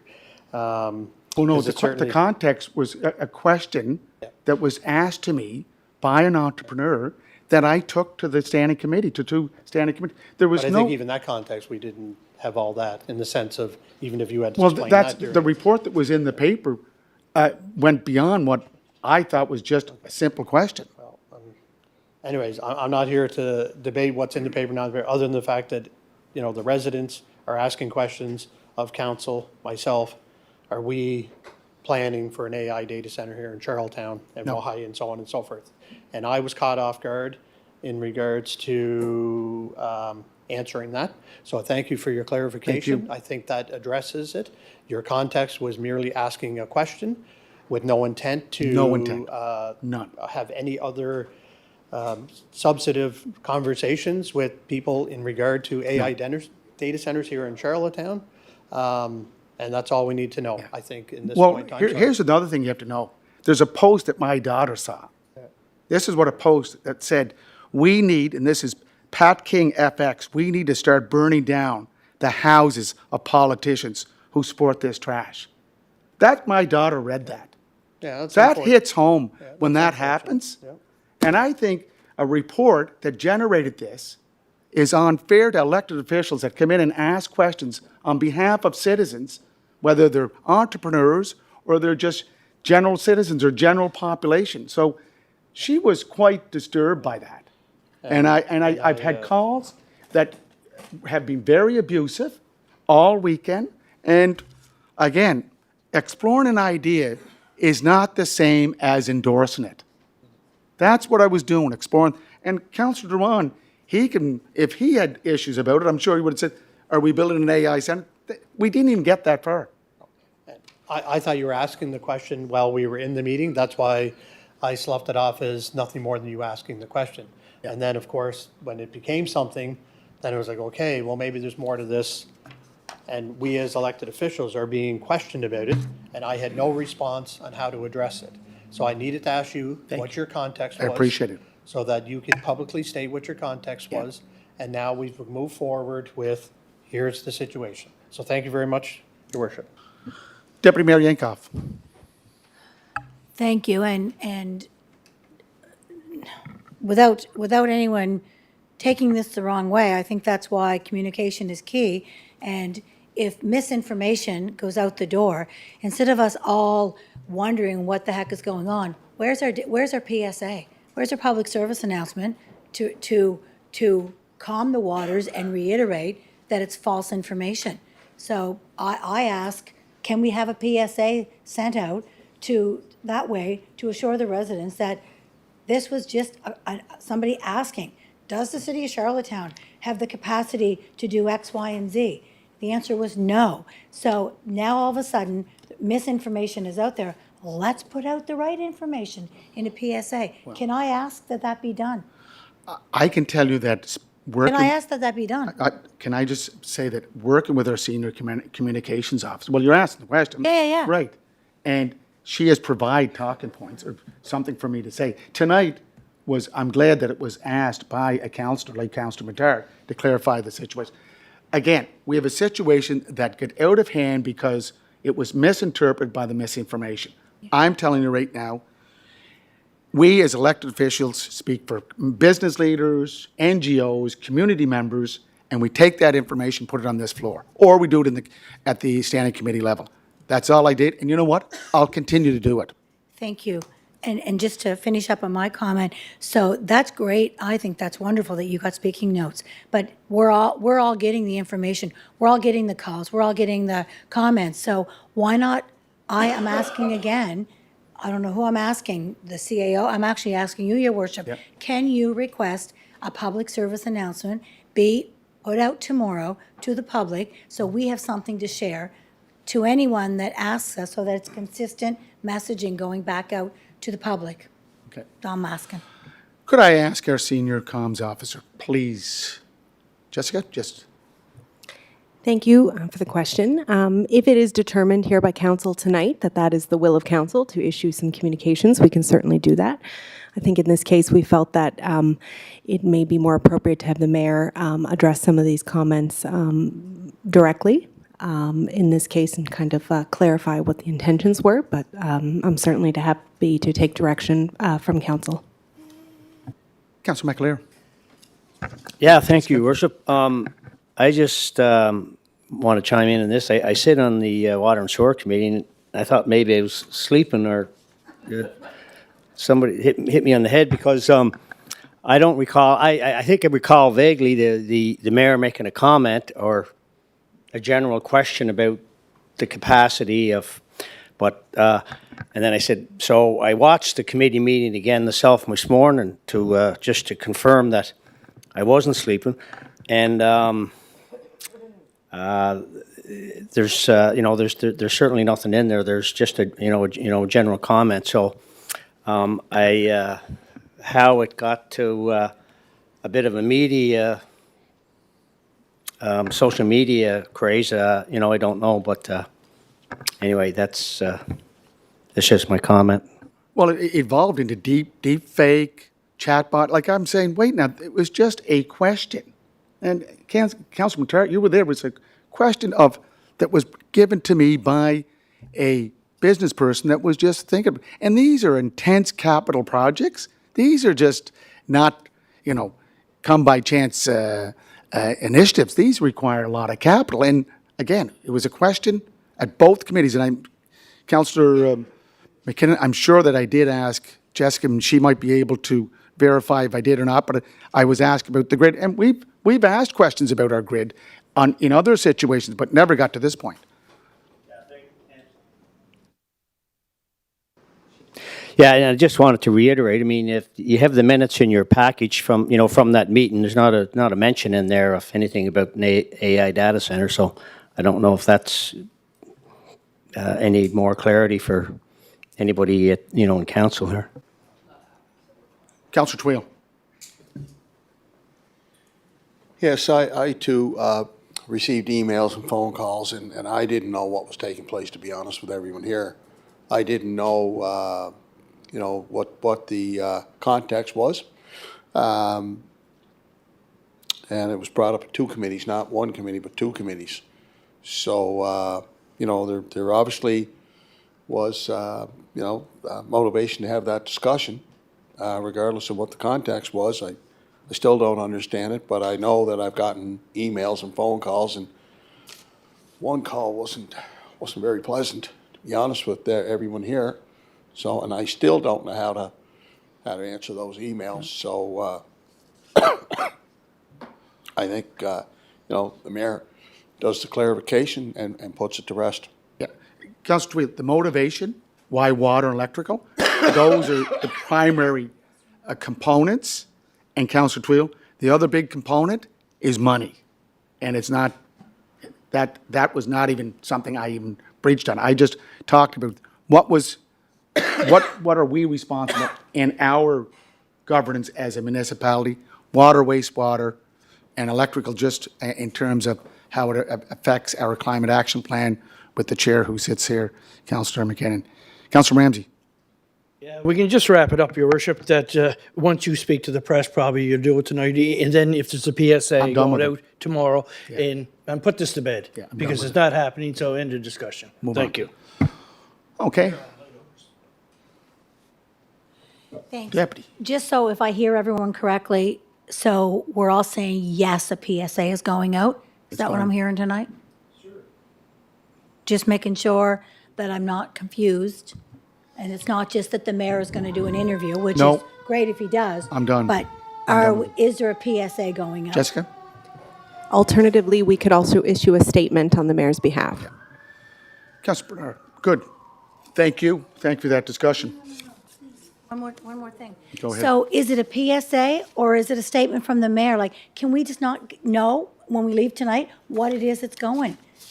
I don't care what it is, but like, what is it? Is it a statement from the mayor or is it a PSA?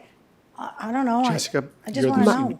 My recommendation in this case would be a statement from the mayor, as they were comments made by the mayor, rather than something issued from the corporation. Councillor Bernard. CBC is here and the Guardian's here. Maybe you can do an interview after this Well, meeting. no, I've done my interview because I'm not, again, it goes back to what my daughter sent me. And I'm in politics as Philip Brown. But when it gets to your family, you cross the line. And I've sent this on to City Police or Charlottetown Police Services, this post. This is not acceptable.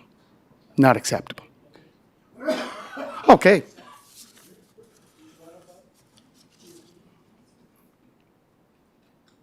No questions for water? Public Works, Councillor Twill.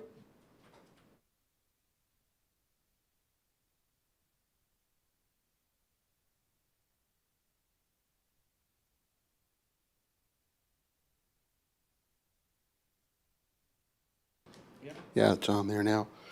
Thank you. Reports in your package. We have two resolutions tonight for council's consideration. Just to bring everyone up to date, the construction began on Exhibition Drive. As Councilor Matart would say, let the construction begin. It's going to be a lengthy process. That construction will take 4 or 5 months anyway. So it's It's important that we communicate directly with the business community. We made a commitment to communicate with the business community on the ground every day consistently. So that's a commitment that we made because there is going to be disruption. And I think once the construction's over, I think the business community and the vehicle traffic, the people that utilize Exhibition Drive were very pleased with the final product. If there's any questions prior to the resolutions being read, I'll do my best. If I can't do it, our manager's here. He can do a much better job than I can. Thank you. Councilor Matara. Thank you, Councillor Twill, for your report. I just want to make a comment that I made at the committee meeting regarding the flashing beacons. We're here in front of us tonight with a resolution around passing that for a sole source for flashing beacons, which I'm fine with. I think we were talking about, how many of them we might be looking to get. It could be upwards to 6 or something. I think as we come in as a council into budget times, I really think we need to start putting more emphasis on, putting a lot of funds towards these types of public safety measures.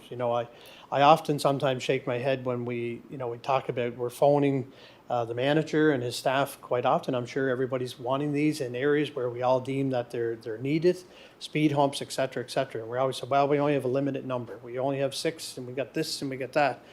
But we're going to look here tonight to move forward with certain things, and we could spend $300,000 on a study for something just like that. We won't think anything of it.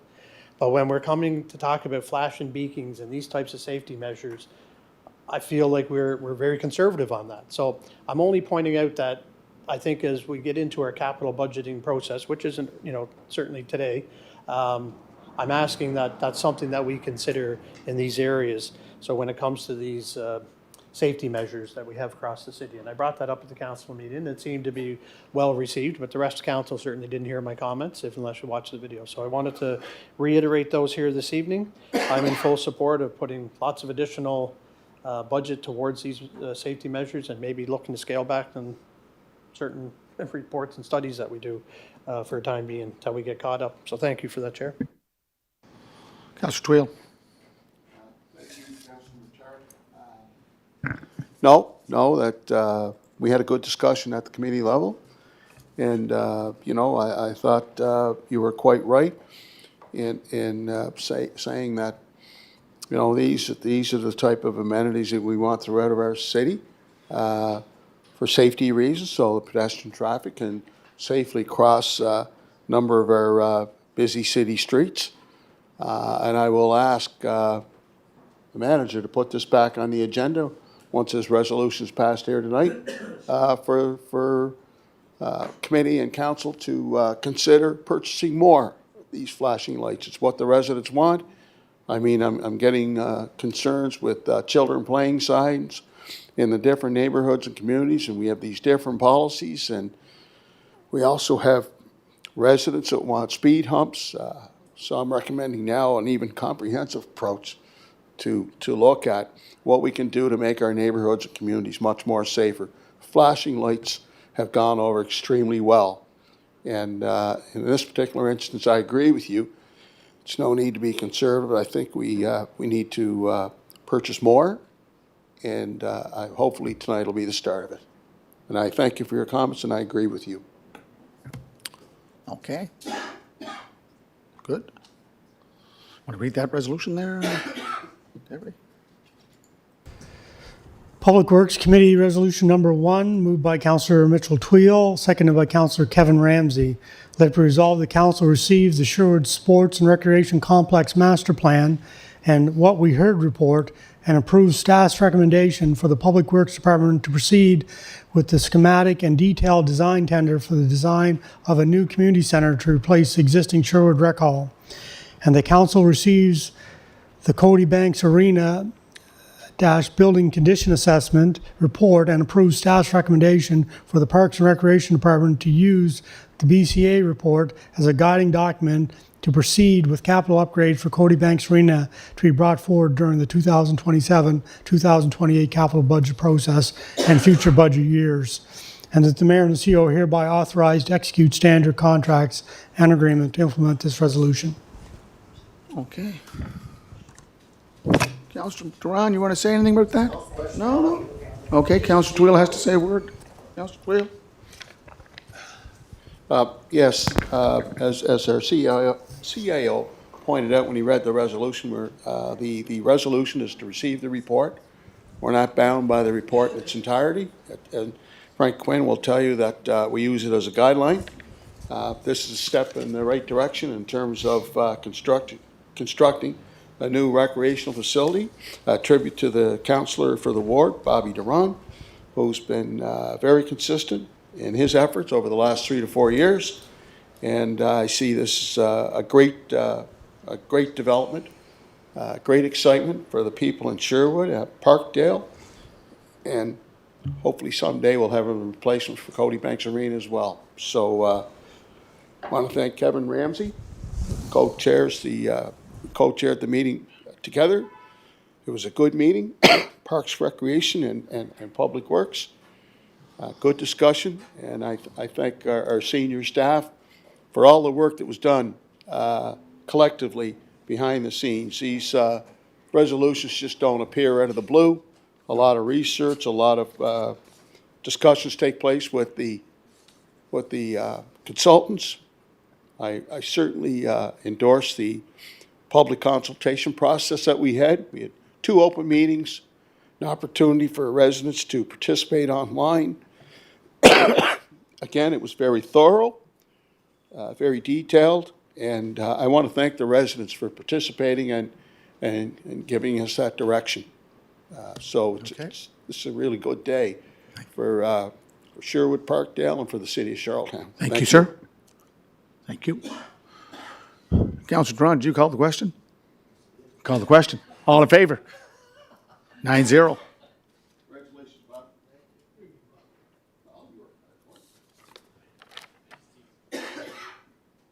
Number 2, sir.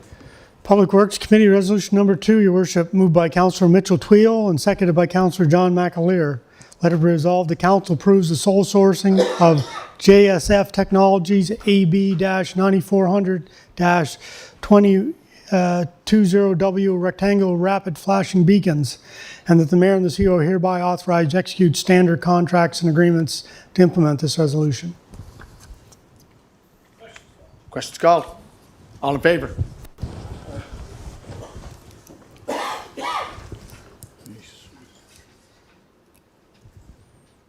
Okay, absent. BB, carried. Okay. Okay, environment sustainability.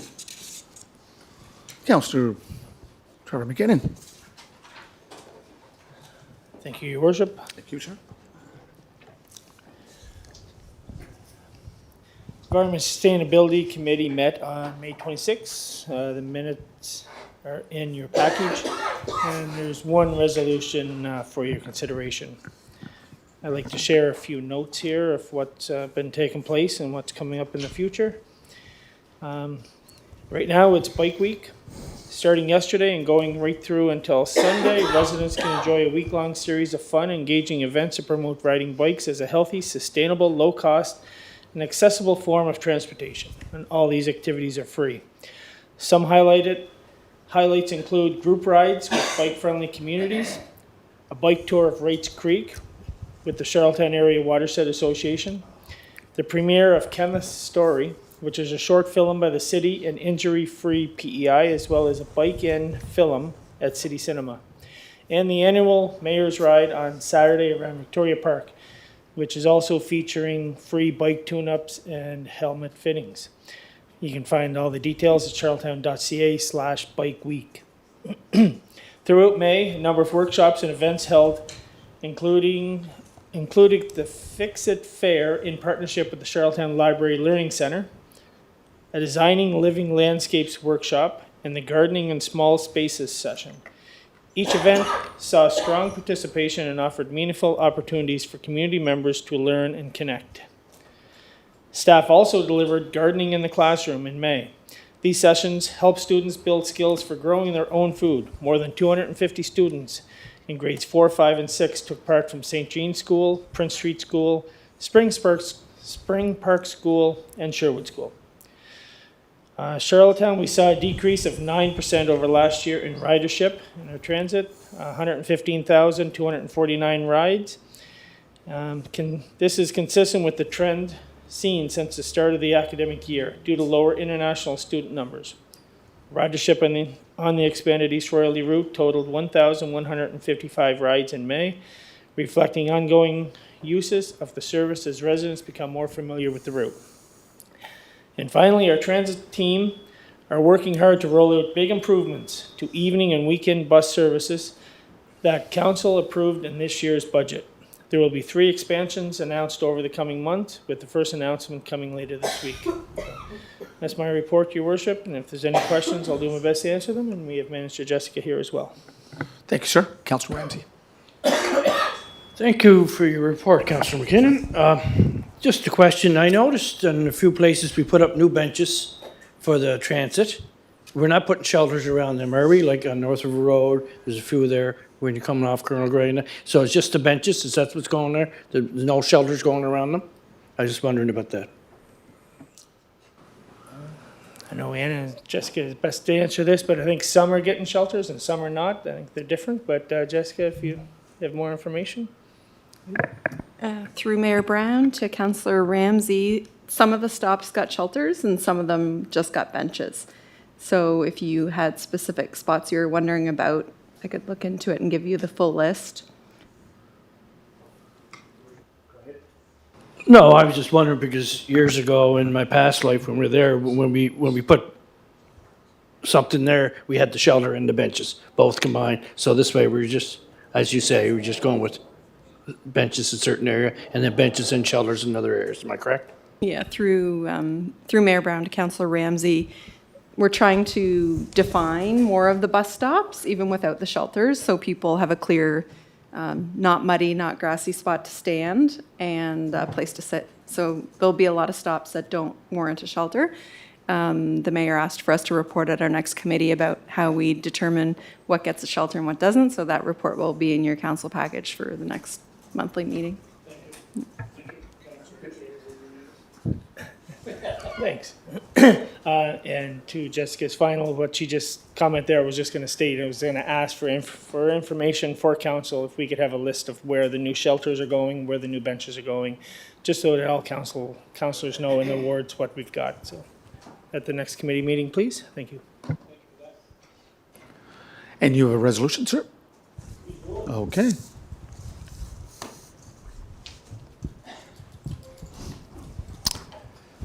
Your Worship, Environment Sustainability Resolution Number 1, moved by Councillor Norman Beck and seconded by Councillor Mitchell Tweel. Let it resolve that Council support the city entering into an agreement with the Federation of Canadian Municipalities, FCM, for safe and active school routes funding as part of the Green Municipal Fund, and that Council acknowledges that FCM funds cover up to 50% of the total eligible capital expenses up to a maximum of $125,000. Matching funds will be provided through municipal budgets, and funds will be used to upgrade cycling infrastructure along with bike bus routes, with the design process to include consultation with school communities and residents of neighborhoods along the chosen routes. And that the mayor and the CEO are hereby authorized to execute standard contracts and agreements to implement this resolution. Your Worship, we'll have to get Councillor McKinnon to move that. Councillor Beck is not currently online. You can't do it in abstention? You can't do it in abstention? Like, He's not present, so he coming back in, okay. So Councillor Twee or Councillor McKinnon should move that. Okay.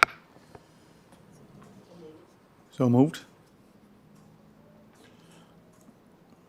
Thank you, Tracy. Okay, for the record, moved by Councillor Trevor McKinnon, seconded by Councillor Mitchell Tweel. Question call, or is there a question on the resolution? Well, that was my question, Your Worship. Whether Councillor Tweel's name should be on that. I mean, but Tracy already answered it, so thank you. Okay. Question called? All in favor? 9-0. 9-0.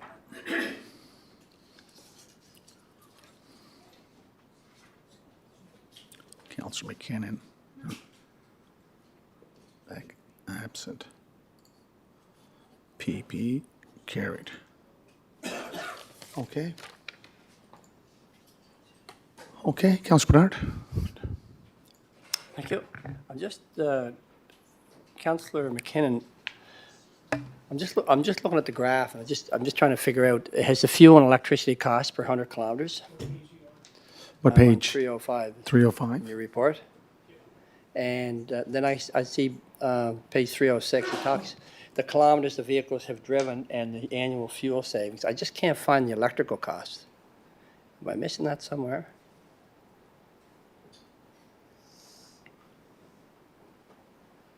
So it's a 28,000, that is a total for 7 fleet vehicles. Is that? This question was asked. Yeah. It was asked in committee.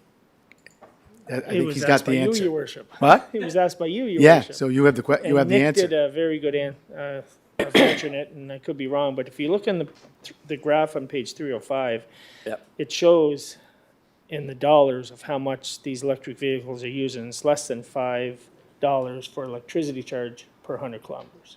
So is that The electricity or is it bolts fuel? component. Like, it's $35 for a Ford F-150 No, it's fuel and electricity. Like, it's just kind of broken down in the same graph. If you have more, if you recall if you more have of Ford what Nick's F-150 answers that's was, gas. Manager Jessica, Yeah, what, listen, you know, that just. there it is. Sorry, Councillor Bernard, can you repeat your question? I just was walking out of the room. I didn't realize there was a question. You weren't sleeping, were you? No. Yeah. No, she was leaving. She was doing a quick No, exit. I was just going over the graph a few times. I'm just trying to figure out what the electrical cost is. And when I looked at the first graph, it looks to me like it's $35 per 100 kilometers for the Ford F-150. Yeah, I so just want to know what the electrical cost is. yeah, so through Mayor Brown to Councillor Bernard. So the vehicles listed on the bottom of the first graph is a mix of electric and fuel vehicles and hybrid vehicles. Yeah. So some of them will use fuel, some of them will use electricity, and some will use a mix. So it's the combined costs of either fuel and or electricity. So for example, the first one's the Chevy Bolt. It's a battery electric vehicle, BEV. So that would be just electricity costs, no fuel. But if you look at the Ford F-150 gas at the end, that would be strictly fuel. So that would be $35 per 100 kilometers in fuel. So Okay, the electricity is for the electric vehicles. Per $100 of fuel, then what's the Chevy Bolt for the electricity? Less than $5 Correct. Yeah, to go how many 100 kilometers? kilometers. So if you're looking at the Ford Lightning Yeah. compared to the two Ford F-150s, battery versus fuel. So the Ford F-150 Lightning is less than $5 per 100 kilometers in electricity to run it, and the gas is $35 per 100 kilometers to run it. Okay, so the annual value of fuel savings in the next graph, the Kona gas, 7,200 kilometers, and the savings are $990 because it's hybrid? Or Chevy Bolt, sorry. Yeah, that's the fuel savings compared to if it was a fully gas Fully gas. vehicle. Okay, Yeah. okay, okay. And that's subtracting the electrical cost too. The savings are a true $990. Correct. And this could get more complicated if you wanted to look at maintenance and operational costs. No, This is no. just Oh, fuel yeah. and electricity. It's great. That's okay. Address it. 'Cause electric motors, cheap to fix, cheap to maintain. Is that it? Yeah, Did that so the answer your question? 28,000 is actual savings when the electricity is included in that. And that's just in the example of the 7 fleet vehicles there. Okay, thank you. So yeah, somebody asked the question of how many fleet vehicles there are, and there are around 70, not including police vehicles, Yeah. with the goal of converting light-duty vehicles Yeah, I've seen into that. battery or hybrid. So Yeah. over time, that 7 should become a bigger number. Yep, nope, thank you. Yeah. You know, Councillor Bernard, that you make a good point. That's why I try to take that electric vehicle as much as I can out to these public places to promote the city. So I'm not only promoting the city with the car I'm driving. Look what I'm saving. And I don't have to put in a cost per kilometer. Yeah. No, that's the CAO good policy, but you drive the electric vehicle. Yeah, don't.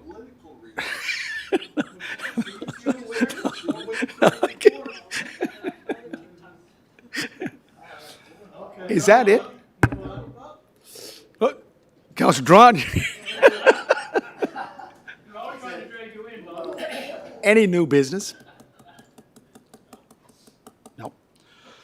Okay, I have a motion. I need a motion to move into a closed session as per the Municipal Government Act of Prince Edward Island, Section 119, subsection 1E, a matter still under consideration, on which the council has not yet publicly announced a decision, and about which discussion in public would likely prejudice a municipality's ability to carry out its negotiations. And A, it is under proposed funding agreement. Yeah, but is it moved? Second by Councillor Twill? Yeah. All in favor? Is Councillor Beck on yet? No. Because we just have to wait a couple of minutes to put him on.